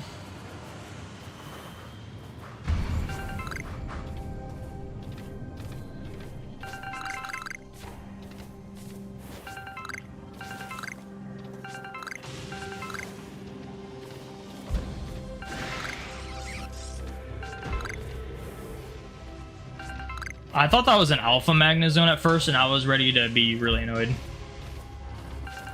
Magnezone is so rare. I think it has a higher chance of being alpha, though. It's so rare. I've only seen a handful of them, but I have 2 alphas.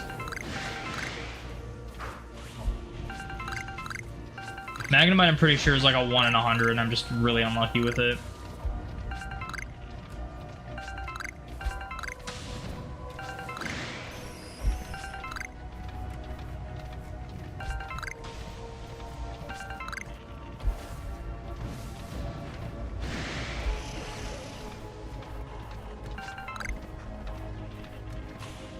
Oh, I think we got all the Magnemites already. There was 1 of each this time.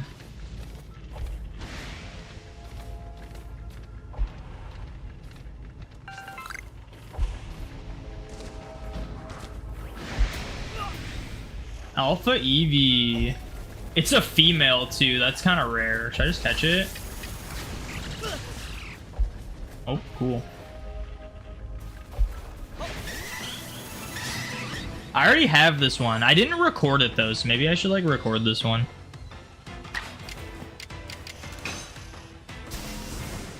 I did an Eevee outbreak and found an alpha Eevee in it. Looked really close at it, thought it was a male and caught it, and then didn't record it. And then I looked later and it was female, and I was like, are you kidding me?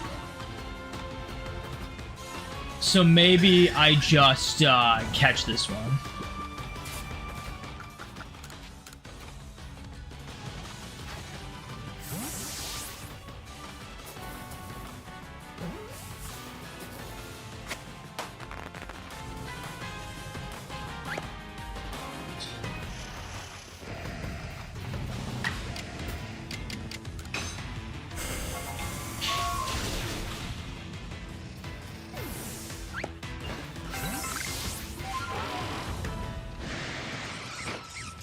The triple Carnivine, very scary.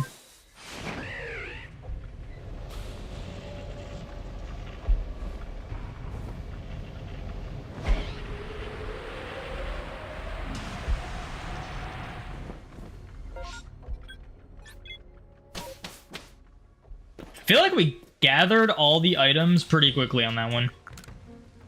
Oh, I don't want to shop. What am I doing? All right, I'll just put this one here. It's a higher level too. And then we'll just put this one over here. Oh, I guess this is my alpha shiny box because I have an alpha Bonsley here.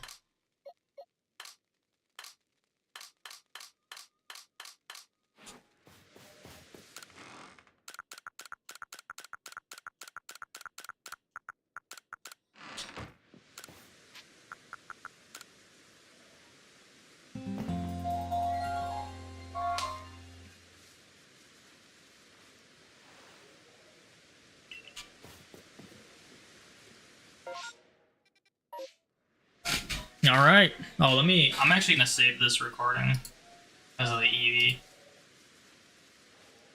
Put that there, because why not?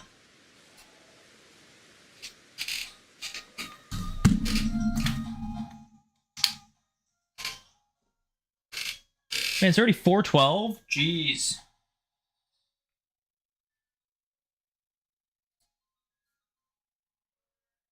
Your first shiny alpha was a Vespiquen. Mine was Miss Drevis. The only thing you're paying for at this point is Let's Go Eevee because you never got it. Pokemon Legends ZA. And if only would happen, Sinjo Ruin DLC for Legends Arceus. They're not doing DLC for Legends. I hope they don't do DLC for actually any future Pokemon game at this point.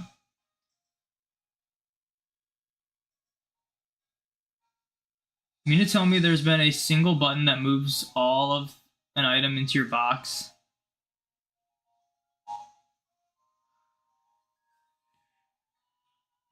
I can't believe that it wasn't the first thing you saw. I feel like when I first saw that, it was just like, I didn't even try, like, I didn't even know how to, like, move items into my box, and I was just like, oh, this is X button. It says move all at once. You want, yeah, I don't want DLC? Well, after the abysmal DLC that was the $70 you have to pay for everything in Scarlet and Violet, yeah, I don't want them to do DLC anymore. It's a scam. If it's like free add-on, like free content update like they did for Legends Arceus, sure, but paid DLC, I'm over it now. It was cool for Sword and Shield. It was awful for Scarlet and Violet. I don't want them to keep making it worse and making it more expensive each time.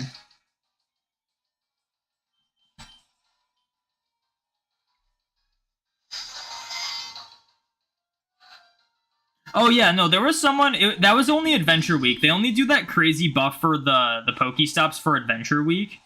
But yeah, like, if you like start a new account and use like Lucky Eggs and just like go to a huge city and spin all the new stops, you can hit level 40 like super quick. It's crazy how much experience you get from those, but that's only the Adventure Week. They only do that bonus for Adventure Week, which is like the fossil event they do like once a year.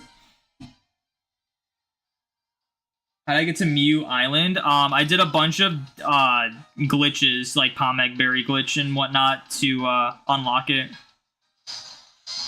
Double corruption and whatnot. I don't know what the way it like actually unlocked the event was very weird. I don't know what that's called.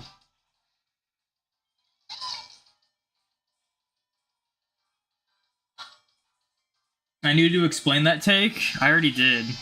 There was literally $70 for a few shiny locked Pokemon in Scarlet and Violet DLC. It's not worth it at all. I don't understand how anyone could defend that, honestly. Is there a date for Safari Week? June 21st through 30th. No, wait. Yeah, 21st through 30th. Last week of June, essentially. Way better than Sun and Moon, Ultra Sun, Ultra Moon. Yeah, here's the thing. Ultra Sun, Ultra Moon were better games than Sun and Moon, but Sun and Moon should have been what, like, Ultra Sun, Ultra Moon from the start. That was an issue. I will agree with that. I don't know if it was better than Ultra Sun, Ultra Moon, because at least Ultra Sun, Ultra Moon allowed you to shiny hunt stuff like that you couldn't before, and added hours of gameplay. Scarlet and Violet, you button mash through the story, and then it's like, nope, then that's all there is. Here's a couple shiny locked Pokemon for you. Congrats. Now buy the Violet DLC to get the other 2 shiny locked Pokemon.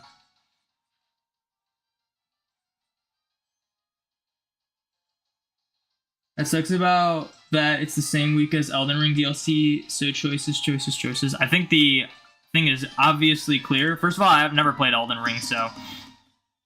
for me, it's clear, but honestly, like, you can play Elden Ring DLC anytime. Safari Week only comes once a year. Gotta do Safari Week. I'm also missing some of Safari Week, so I'm probably gonna do it early, like a few days early.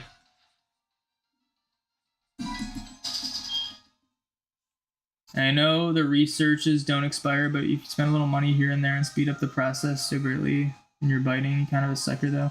I don't, like... Doing, like, the paid researches for, like, community days and stuff or, like, whatever, because it's, like, $1. Like, who cares?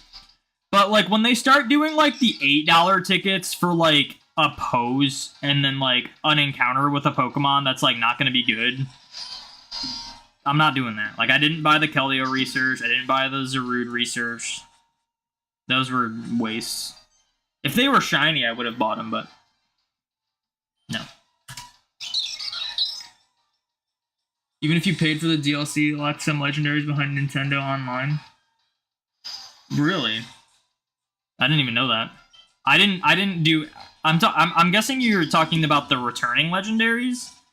I didn't even do any of that because there's no point. I already have all those legendaries from other games, and they can't shiny hunt them, so there's no reason to like even go towards them. Like, there's no reason to even start whatever quest it was to start it, so I just didn't.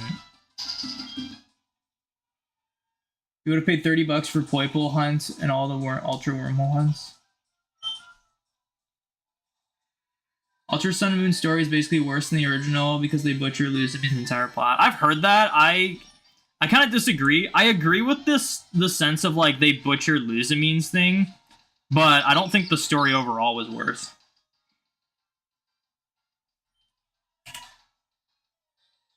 But like, who cares? Like, that's not really the argument I'm making. It's like, keep Sun and Moon story, sure. I'm saying Sun and Moon should have been Ultra Sun, Ultra Moon from the start.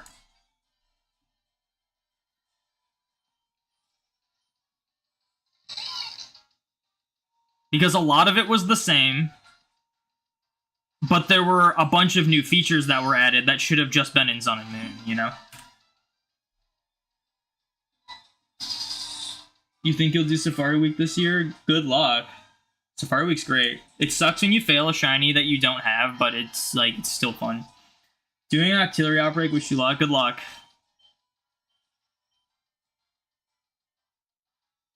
Ultra Mega Alopolis should have been Sun and Moon DLC. It should. You guys are way too like wanting to spend more money. Stop saying things should be DLC. Things should just be part of the game. They need to stop doing DLC. Just have things be part of the game, base game.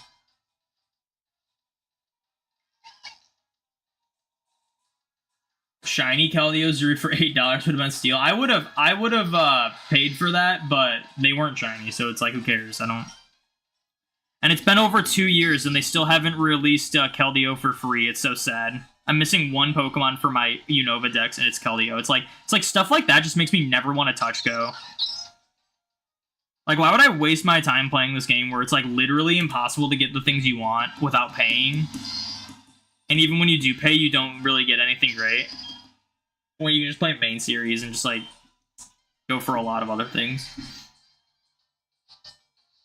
Referring to speeding up the masterwork researches, you would never spend $8 to $10 for little stuff like that. Shiny Mew was generally an exception. Oh yeah. Well, yeah, but like the shiny mythicals, I think are worth it because like a lot of times they're the only way to get those mythicals shiny in any of the games. But for non-shiny mythicals, nah, dude, that's such a scam.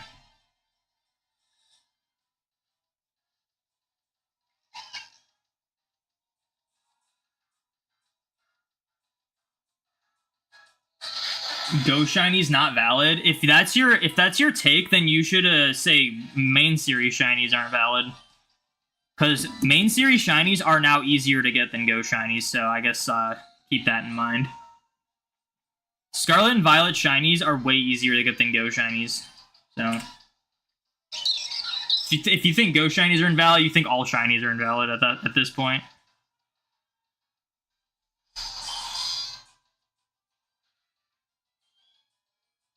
You don't have the guts or games or money to do Safari Week. You don't have BDSP? BDSP is the most recent game you can do Safari Week in.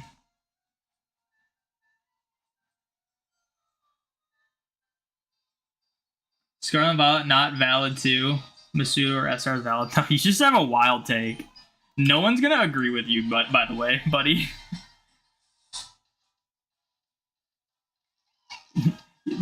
For example, the take you just said about Go Shinies not being valid and like Scarlet Violet's not valid too, only Masuda and SRs are valid. You're literally the reason why method hunters think full odds hunters are elitists. Like that take right there is the reason why method hunters think full odds hunters are elitist when we're not. Because there are people like you who just say stuff like that. I enjoy full odds more. I think it's cooler in a sense, but like, there's nothing wrong with doing method hunts or using other games to get shinies. As long as they're legitimate, like, who cares? Doesn't affect you if someone else gets a shiny with a method. I think I can chill over here.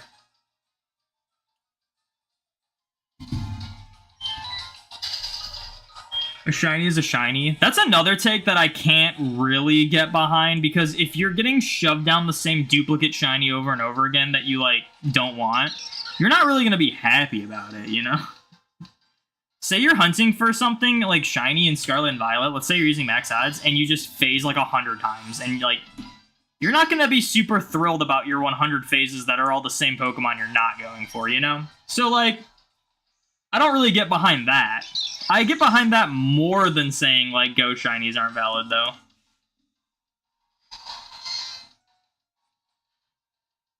You don't mind higher odds, you just don't like getting a shiny every 10 minutes like Scarlet and Violet. Yeah, I can get behind that. I completely agree, but I don't think you should judge people for wanting to use Go for shinies.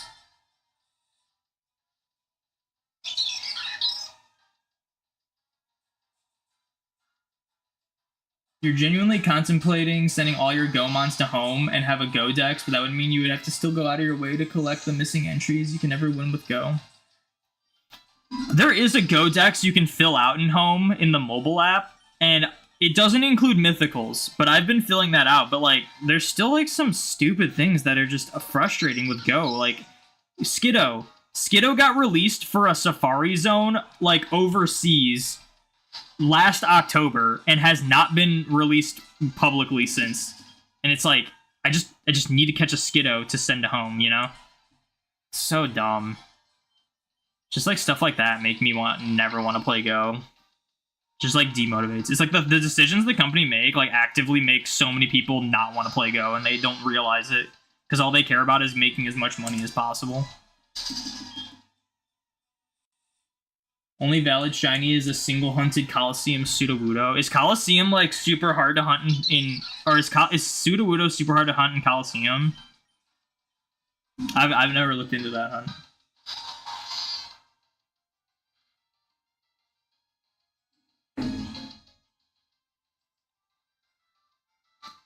You got a shiny Glameow, congrats.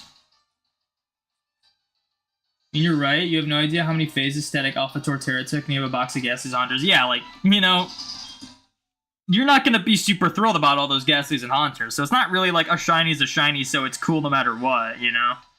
So, like... But, I kind of feel that way when it comes to full odds shinies, for me.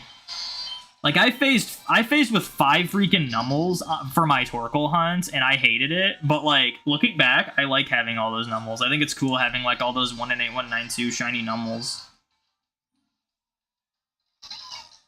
But it's just, like, it just depends on, like, how you enjoy shiny hunting, really.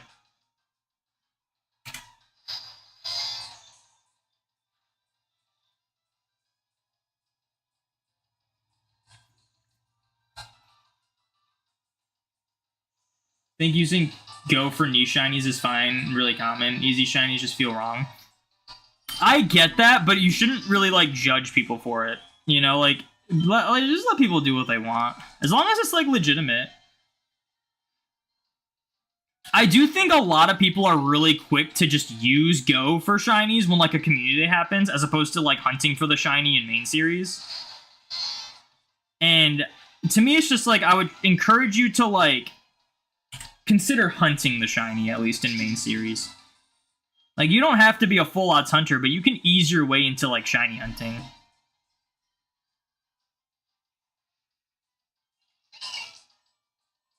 Yeah, shinies are valid when you treasure them personally. Yeah, there's no value in shinies ever. It's all just, like, a personal value. Shinies have no monetary value. Shinies have never had value, even when they were only 8192. Why? Because anyone can use RNG abuse, anyone can use a Game Shark, an action replay. All that matters is how you obtain the shiny and if you're happy with it.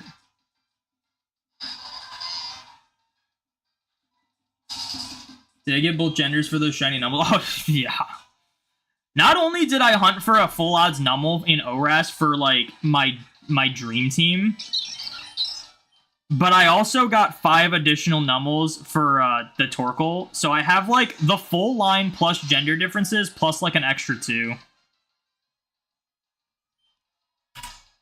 This does put a smile on my face. Materiality, thank you for the follow. Thank you for putting a smile on Thanos' face. I do appreciate it.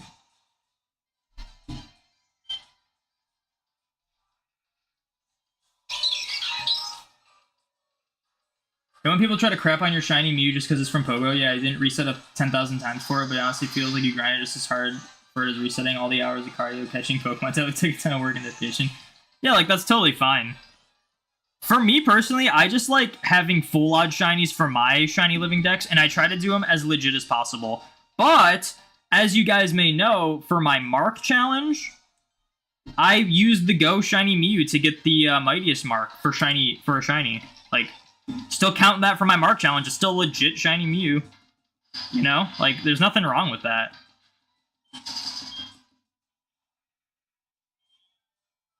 You've heard Coliseum is a really rough hunt because you have to battle before you can catch it. Oh, is the battle really hard? You have to do that for every Shadow Shiny, though, in Coliseum.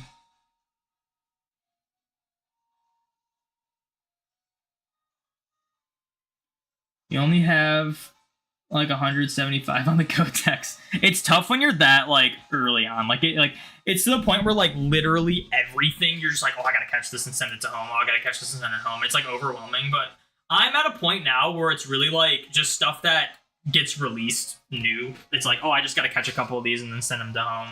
That's it. So it gets a lot easier the more you get. All right, we're gonna do this Distortion. It would help if I put the Switch in the dock. That usually does help. When they're on YouTube trying to get all the Spinda patterns, you wonder if he's still doing it. It's physically impossible, so I'm hoping not. I'm hoping you're wrong with that. It's physically impossible to get all patterns of Spinda. Unless you have, like, millions of people doing it with you. And even then, it's probably still very improbable. Like, do the math. Even if it took you 1 second to encounter and catch a Spinda every single time, and you never duped up, you would not live long enough to catch all of the Spindas.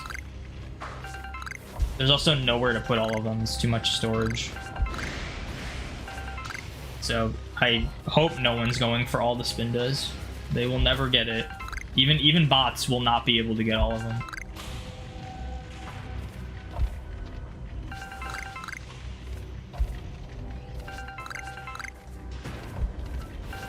Okay, what's with all the Magnezones all of a sudden?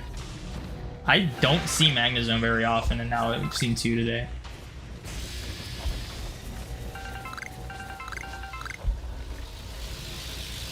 Oh, okay, good. I thought that was gonna hit me for sure.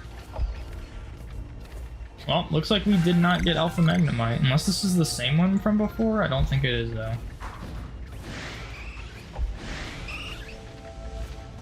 Oh no, it's not, because there's that one. Alright, let's just finish grabbing these items.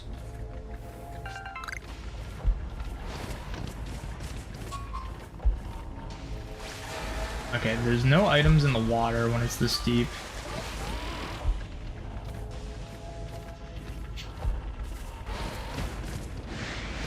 I'm getting knocked off. There it is. Saw that coming. We're seeing a lot of alphas, but they're just not Magnemite. Very unfortunate. Alright. That was a fast one. It's nice when you can just gather all the items really quickly.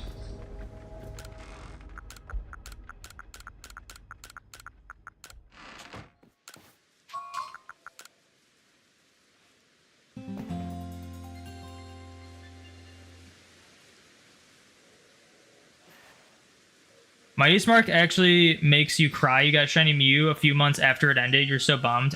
I'm sure they'll re-release that event. Think about Sword and Shield. Sword and Shield, they didn't release any of like the shiny events, but everything that was like only available in raids, like the Gigantamaxes and stuff, after they stopped supporting like events for Sword and Shield, they they just made it so that you can get all of them from the regular raids. So if they don't re-release the Mewtwo event, which I think they probably will this year, probably for the anniversary of the first movie again, if they don't do that, there's still a chance they will just allow all the mightiest mark Pokemon to be in any, like, just be any time once they stop support for the events. So, which would be next year, so like eventually you'll be able to get them again, I'm sure. But yeah, I don't have the event anymore, and I'm trying to get Shiny Mew right now. I think you have to face a back-to-back battle or something before you can get Sudowoodo. Oh, interesting. I know, like, Hitmontop is kind of difficult because there's like a long cutscene before you even battle it, and that's like the only time where the trainer can have the shiny too. Shinies are valid when you valid them. Spent one day, get a shiny Raichu, and what did you do? You named him Cheeseball and you're happy. See, that's all that matters in the end. We all just enjoy shiny hunting different. It's no reason to, like get mad at other people. In my mind is like, as long as you're doing it legit, it's still really cool, or as legit as possible. Because obviously, like, there's no way to fully get a legitimate Mew from these games, like, but this is as legit as I can get it, you know. I swear I heard like not like a sparkle sound effect, but like a ring or something. It's not like it came from my phone, but my phone's on silent. That was really weird.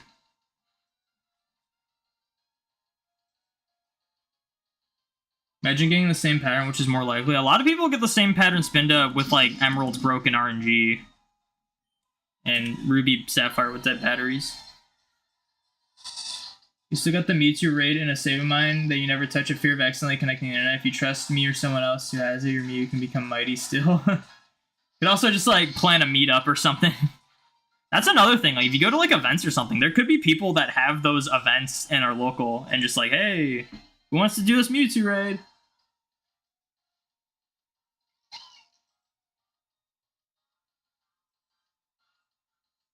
Pokemew is most legit Mew. Okay, well, I mean, there's not like a more legit Mew than a legit one, you know? And Pokemon Go's is like legit. The only other like legit shiny Mew is like the people who actually got the event in Japan for this and got shiny Mew from it. Those are the only like fully legit shiny Mew. And then I heard at one point there was a distribution for shiny Mew in Japan. But I wasn't able to find it, so I don't know if that was just my imagination. But yeah, there's not like if you were in Japan and got the event in your Japanese copy of Emerald for this, like when it first happened, and then hunted shiny Mew or just randomly got shiny Mew from it, that is just as legit as the one from Pokemon Go. There's not like a more legit way than just fully legit. That's what makes shiny special, such as Spindas. Yeah, having like uniqueness in shinies is always cool. That's why I kind of got annoyed with them like completely removing like the rarity of marks in Scarlet and Violet after adding the mark charm and the title power.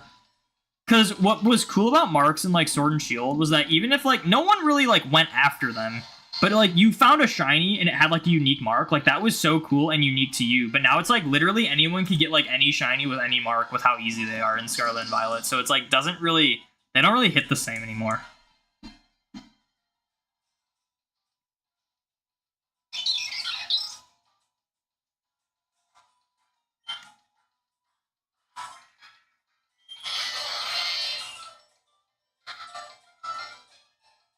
You doubt there were even 8,000 people who got the map in Japan?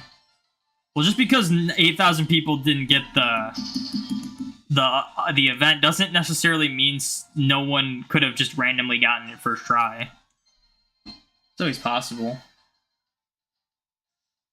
Yeah, it is really hard. That's another thing. There are, like, elitists that will be like they'll come into my stream and be like, well, your Mew isn't legit because you didn't get the official Japanese one. And it's like, dude, even if you try as hard as you could to buy a Japanese copy of Emerald that allegedly has the event item on it, there's no way to fully prove that it wasn't just injected in the game as opposed to getting it like from the actual event. There's no way to prove it. So like at that point, it's just like, who cares? You know, like at that point, like at least I'm not hacking the thing to be shiny.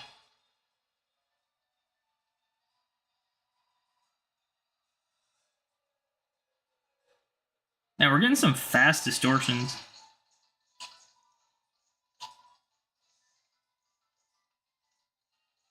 Alright, this was like the safe spot, so we'll just chill here. There's a Gen 2 distribution that could give a shiny Mew, but they would have to been in, they would just be in Gen 2 purgatory. Oh, I never knew about that. Was it like a chance at shiny Mew, or was it like a guaranteed shiny? Because there was an event in Japan that where they distributed Arceus, and there was like a 1 in 20 chance you just got the Arceus shiny. And I think it was like Joe Merrick had a shiny one. But like until BDSP released the Azure Flute event, that was the only way to have a legit shiny Arceus, and it was only Japan, and it wasn't even guaranteed. Like, it was wild that they did that. It's such a crazy event. Like, imagine getting that. It'd still be so crazy.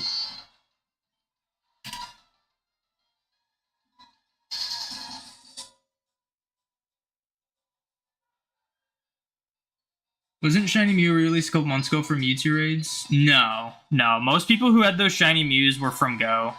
Or just hacked. You're beating every Pokemon game, you're at Puzzle League, and you're at the Puzzle League and you're losing badly. Very hard. I've never played, like, the puzzle thing. That's the one that's, like, kind of like Tetris, isn't it?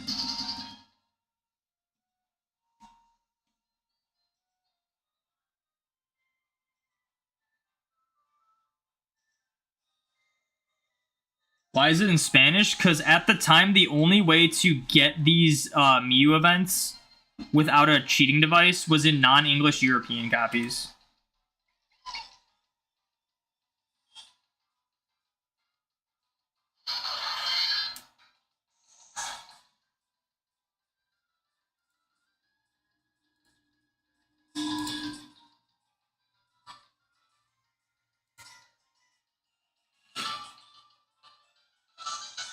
It was an event for Shiny Celebi in Japan, but it was like a 2,000 chance to get a Shiny Mew. Really? I never heard about that.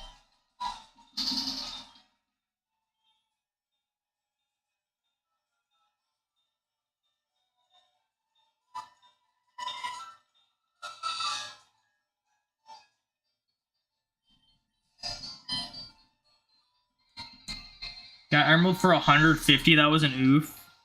Yeah, I got these ones for like this one was like maybe 60, 70. This one was like 90.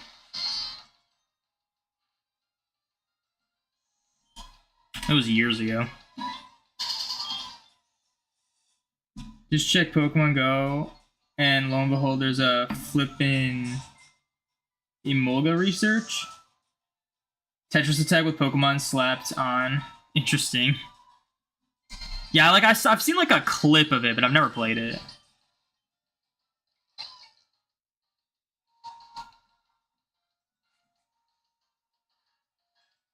Yeah, it could have happened, but it's very ambiguous just due to scarcity. Yeah, like there's no way to prove it. Ever hate on anyone for their shinies as long as has been straight up hacked? Thing is, you don't even need to hate people that hack shinies, because they're just in their own world. But when they start like bragging about cheating, that's when it's like weird. That's when you start hating on them. But like, you know, we've all had action replays. We've all had Game Sharks, whatever. We've done cheats. Like, I used to have a cheat. Dude, when I was a kid, I had a cheat with an action replay that gave me a shiny Mew in my Pearl copy. And even though it was hacked, I thought it was cool just having a shiny Mew.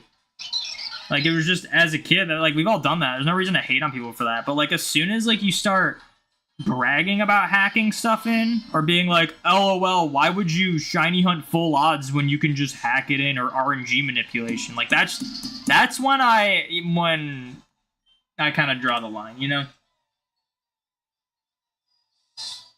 Like a 1% chance for shiny Mew, 99% chance for shiny Celebi, 0.9% shiny Celebi. Really? That's so wild. I've never heard of that. That's crazy. I don't doubt you guys if 2 people have mentioned it. And like, that's crazy. The Japan shiny RC chance is wild. That's wild that they like do that. Like, that's so crazy. You get a chance at a shiny. That is crazy. Never understood the discrepancy between using a Palmag Berry export or Game Sharking in the event item. Yeah, I mean, it doesn't matter. For me, I just didn't want to buy a Game Shark. I just was like, I'd rather just do it in-game than buy an external device I will use one time for one thing and then never touch again. You know, like, that's kind of how I am. I used Action Replay to get the members card in Platinum when I hunted Darkrai. But that was before I knew about the DNS exploit. Like, looking back, I would have done the DNS exploit. Like, but it doesn't matter. It's like apples to oranges. You're all doing the same thing, getting the same item, just in different ways.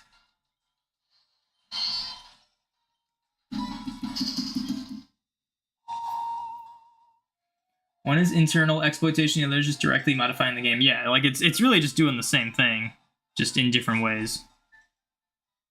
See, if someone enjoyed Hex Shinies, you're not going to cook them over. You'll just pass over it in silence. You're not that type of guy. Yeah, like, but as soon as they start trying to make you feel down for not hacking, that's when I draw the line, is what I mean. I gave that example a few streams ago where it was like, I found my friend called out a perfect IV Galarian Zigzagoon in Pokemon Go on Zigzagoon Community Day, and it was shiny for me, and I was like so happy about it. And I like shared it to some of my friends, and then one of my friends just posted that they got one from a tracker, and it was just like, okay, I was really happy about that, but then you got to go and act like it was like easy because you used a tracker for it, like way to bring me down. Like, that's kind of when I have an issue, because it's really easy to like make people feel down about it, like when you hack, and you shouldn't do that.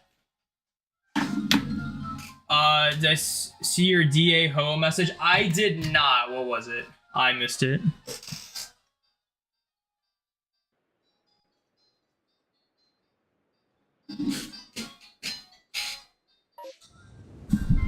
That guy's a schmuck. I don't even think they like wanted to have it be that way. Like, I don't think they intended to be like, oh, let me outclass you, but it was just kind of in poor taste, you know?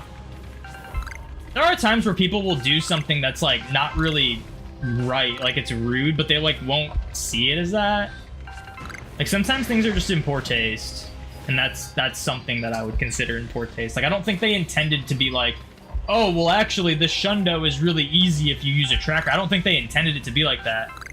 But it kind of hit that way when I was, like, super excited about my, like, fully legit Shundo Zigzagoon, and then someone that used a tracker to just farm perfect Zigzagoon was like, oh, look, I got a Shundo, too. Like, yeah, you know? Sometimes just, like, be mindful. Like, if you do hack or do use, like, RNG abuse, just, like, be mindful of things like that. Because sometimes not everyone wants to, like, hear it.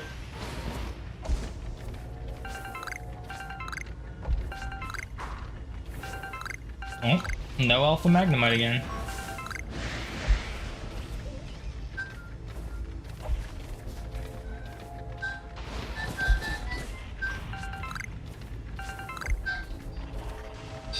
But yeah, I mean, like, there's nothing wrong with, like, wanting to mess around and, like, hack your game and stuff. Like, it's your game. You can do whatever you want.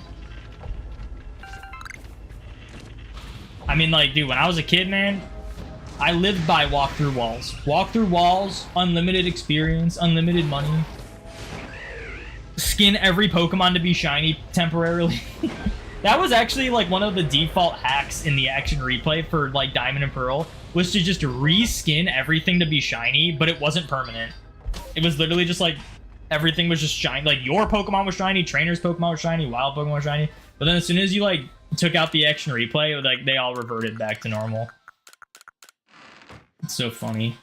And then I stopped using Action Replay as a kid because I found a code for a shiny Staraptor, and I used it, and it put a bad egg in my party. So I had to, like, it, like, ruined my save file. Because I was down, because with bad eggs in Diamond and Pearl, you can't hatch them, and you also can't put them in your PC. So you just down a party member, and I was just like, well, that sucks. Trackers cringe, spoofing Omega cringe. I used to use trackers in Pokemon Go for perfects, and then I found out eventually I got to the point where I was just like, you know what? This kind of takes the fun out of finding a perfect. So I was just like, I deleted all my track perfects, and then I was like, yeah, that's how we're doing it now. No more. I even found a tracked Shundo Mudkip on Mudkip Community Day. I deleted it.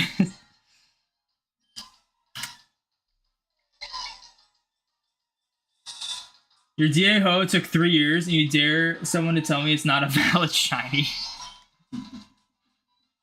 That's the thing, man. It's like, I think most people think like, it's like when they say Pokemon Go is not valid, it's like, dude, the odds in Pokemon Go a lot of times are like lower than the odds in main series games.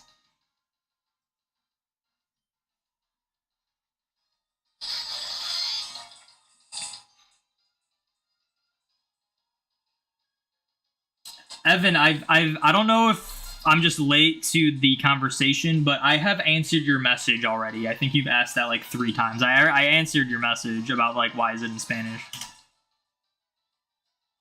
When is Safari Week? It is June 21st through the 30th. So it's in like a little less than a month.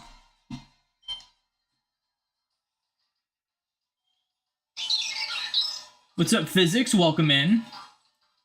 Used to as well, but yeah, kind of ruined the game. Yeah, like, that's kind of how I feel about like hacking and stuff. Like for me personally, it's like, yeah, you can hack and whatnot, but like it kind of takes the idea out of most of the game when you do.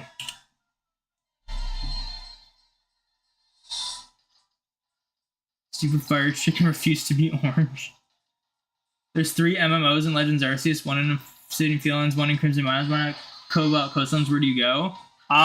You can just save before going to any of them and then check which one has like the better options, or which one will actually give you a shiny, and just go to all 3 of them. Like, and if you don't get anything, reset your game and then go back. Like, you just stay in Jubilife, it'll save them.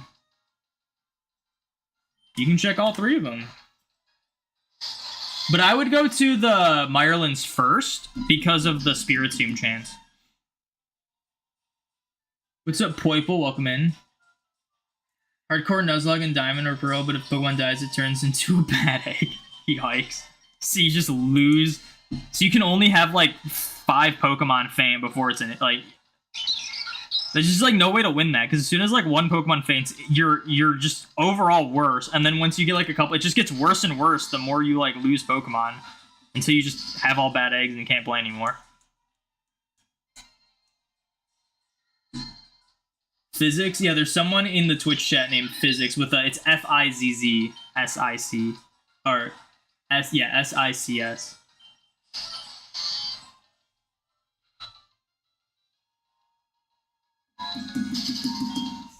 Yeah, I do simulcast on both Twitch and YouTube. So if you hear me like read a chat that's like not from the chat you're looking at, it's because it's on the other one.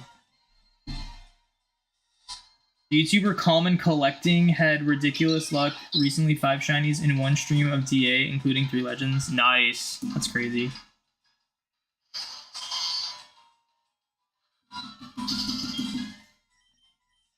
I was going to take a break, but I realistically can only stream for like another 10 minutes, so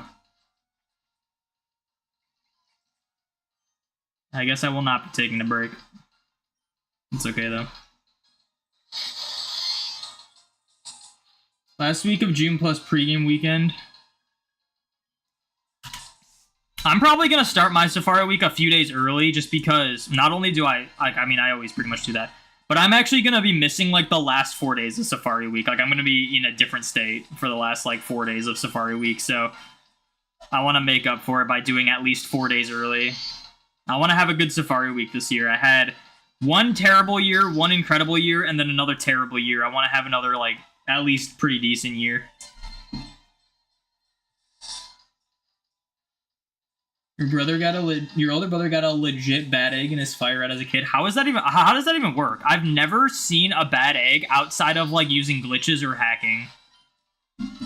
So how do you get like a legit one? Like, how does that even work?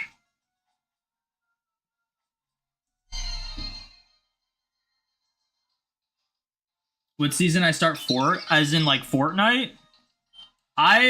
My brother showed me it it was chapter 1, season 2. But I didn't get the battle pass until season 3, so I don't have the season 2 battle pass. Very sad.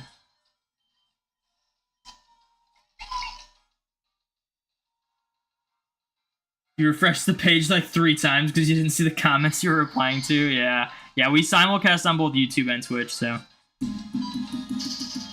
That is funny because I feel like I've been simulcasting for enough where I just assume people like know that. But yeah, like obviously if this is like your first time coming into stream, you probably would have no clue. Take a break for 10 minutes to end stream. Yeah. Nuzlocke, but you're very sentimental and keep the corpses in your party. Impossible challenge. Okay, you just don't go to a Pokemon Center ever. Or if you do, you just like drop your current member in the PC so that it heals it without healing anything else in your party. Accidental glitch resulting in bad egg. Maybe you could say that's legit. I was gonna say, I'm pretty sure bad eggs are the result of like the game not being able to like assign like certain things. Like, it's like when it sees it's a Pokemon, but it doesn't know how to, like, deal with it, is when you get bad eggs, which really only results from, like, glitches. Gotcha, you started late, also, Season 5. Season 5's not super late.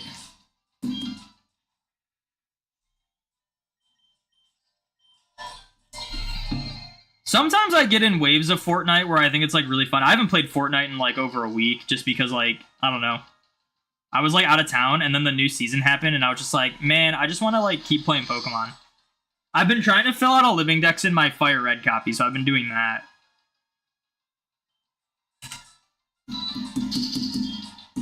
But like what I do in Fortnite now, like my main goals for like playing Fortnite, keeping up with it, because obviously it's hard to like keep up with a game like that forever. I just try to get, like, the 100 tiers for the Battle Pass, and then I just, like, try to get the Victory Umbrella for the season.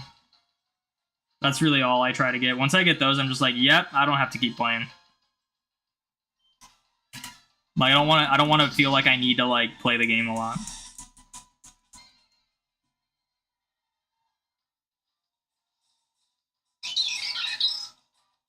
Your friend make a prediction. Will Darkrai take a week or 3 days of resetting? Oh, there's only 2 options. This is BDSP. Are you single hunting or double hunting? I think it's going to take longer than a week.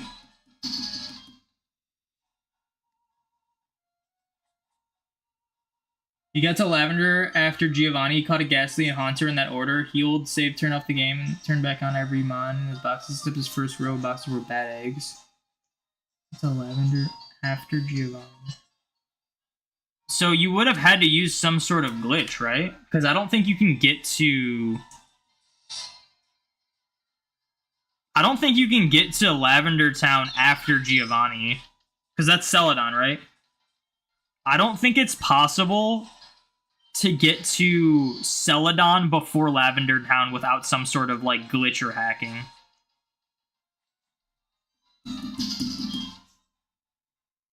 Because you need the item to get the guards to open the things, but you can't get that until Celadon.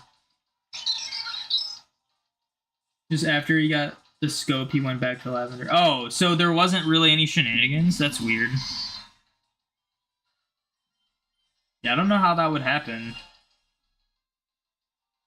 You're finishing the free battle pass before you actually buy the battle pass so you can get the T60 power armor.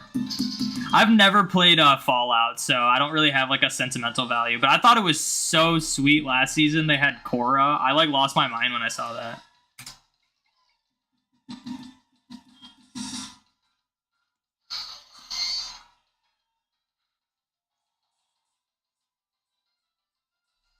I have Save the World. I got gifted Save the World like so long ago. So like I can just get free V-Bucks from Fortnite if I want to, just like through the daily challenges and whatnot.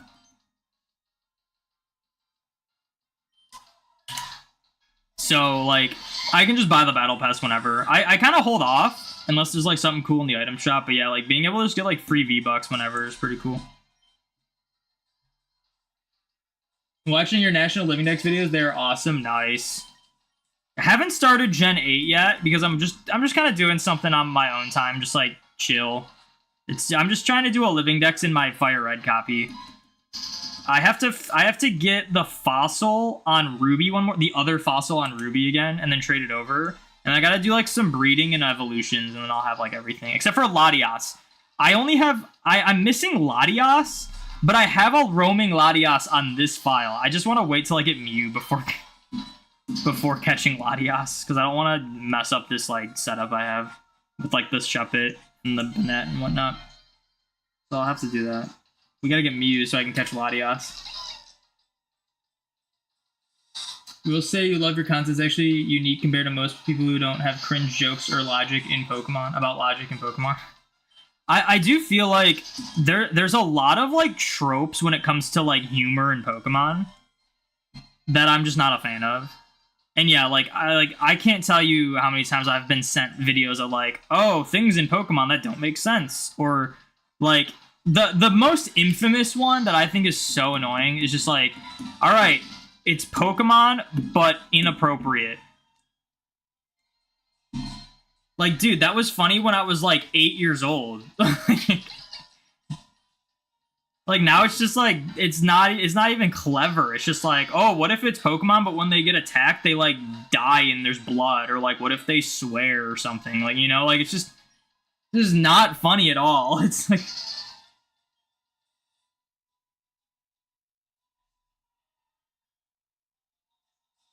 single hunting, you ask, because your Reggies either took 3 days or a week, 0 in between. That's very lucky. BDSP resets are slow, man. Whenever you want free V-Bucks, you just download the nearest malware. Works every time. That's how you get your V-Bucks, kids. You just have to give your account to some person that says, giving free V-Bucks to person who gives me their account info, and then you're just like, beep. I'm the reason you got into shiny hunting? Nice. It is crazy being the reason people got into shiny hunting. Because, like, I've had some inspirations when I got into shiny hunting. Ultimately, it was literally just, like, my friend in high school was just like, hey, you should shiny hunt Dratini because you like Dragonite so much. And then because I started doing that, I, like, looked at some people, like, shiny hunting. And that's, like, they, like, kind of kept me going, you know? Alright, this will be the last Distortion I do today.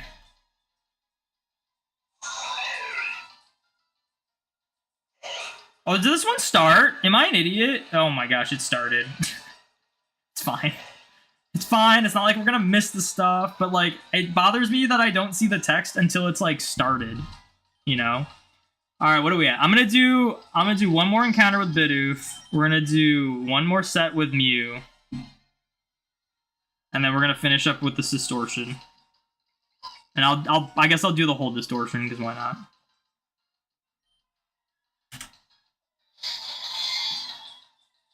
$13,250.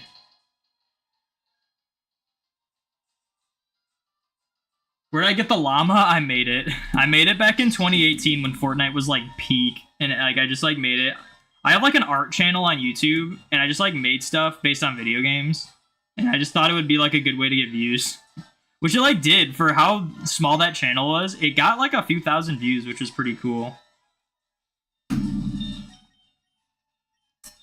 But now I'm gonna try to incorporate my art into like this channel. So I think I'm gonna try to do that instead. Alright.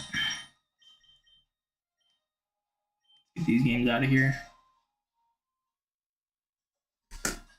Oh, how the heck was this thing standing up if the stand broke off? That is crazy. How do you do roaming hunts? Well, I'm not hunting for roaming Latias. I'm just trying to catch roaming Latias. But essentially, a lot of times, like, the gist of it is, like, you save before you set them free, and then you try to find them to see if they're shiny, and then reset. Just like a really tedious reset hunt, essentially.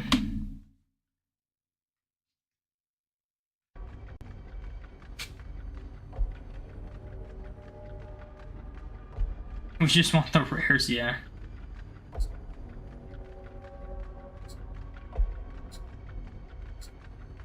What is it? Distortion? A space-time distortion in Legends Arceus is this thing I'm in that like gives me rare Pokemon.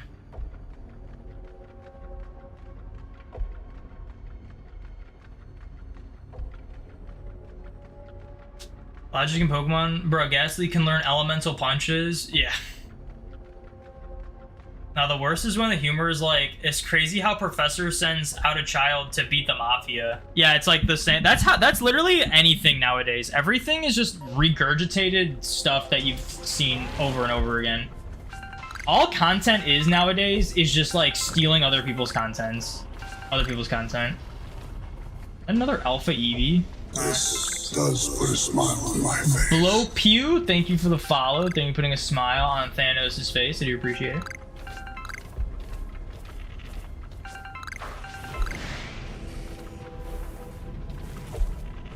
Any tips for growing your channel? You want to make content for everyone to see you enjoy? Essentially just the best advice I can give is to just post content. Try to make it as good as you can. Like, make it something that you want to watch. And then, like, it's like everyone's first videos are gonna be terrible. Everyone's videos are gonna be terrible. But when you keep posting videos, you get better and better at it.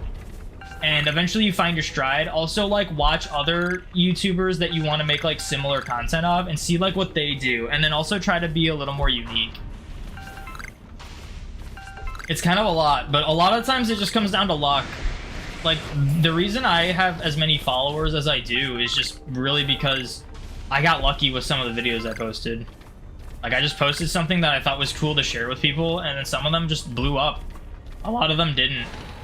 But that's just how it goes a lot of the times. Really just, it's like you gotta, like, you can be the best content creator ever. Unless you know exactly, like, unless you're like Mr. Beast who knows like exactly how the YouTube algorithm works. Like, you can make insanely good content and just like no one will see it. It just happens. I have some videos on my YouTube channel that I feel like I wish more people saw, but like, I posted them when I wasn't super popular.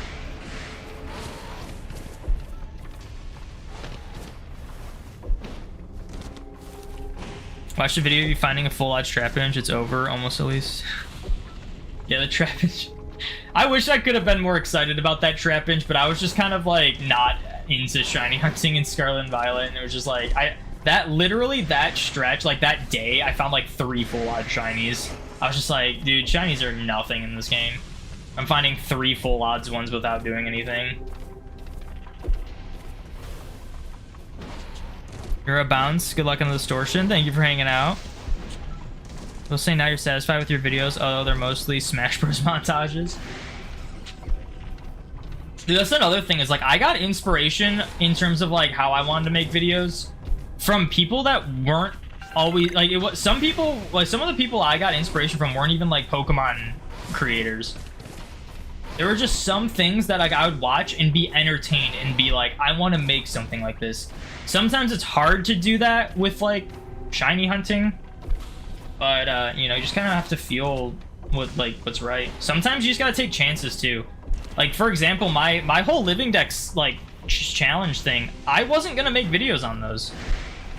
When I wanted to redo my living decks, that was just something I wanted to do on my own time, and then I was just like, maybe I should make a video on this. Maybe other people will find it interesting. And it did really well. Sometimes you have to know like how to like for example, a prime example is the Motostoke Gym shiny hunting video I posted. You know, that video has almost 200,000 views now. Like, that's crazy good for my channel. But let's be real, the reason it has so many views is because I titled it, I hunted these Pokemon Game Freak forgot to shiny lock. Like, that's a lot more intriguing than just shiny hunting the Motostoke Gym Pokemon.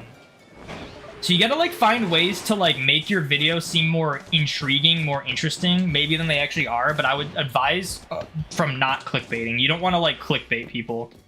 And it's funny, I'm pretty passionate about like not clickbaiting things. I have gotten accused of clickbaiting multiple times, and it's just like it's wild because I don't clickbait at all.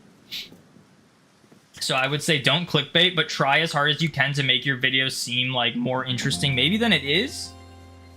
something that will catch the eye. You also have to like design good thumbnails. Thumbnails are like are more important than tags. Tags are pretty much not important at all. Stuff like that.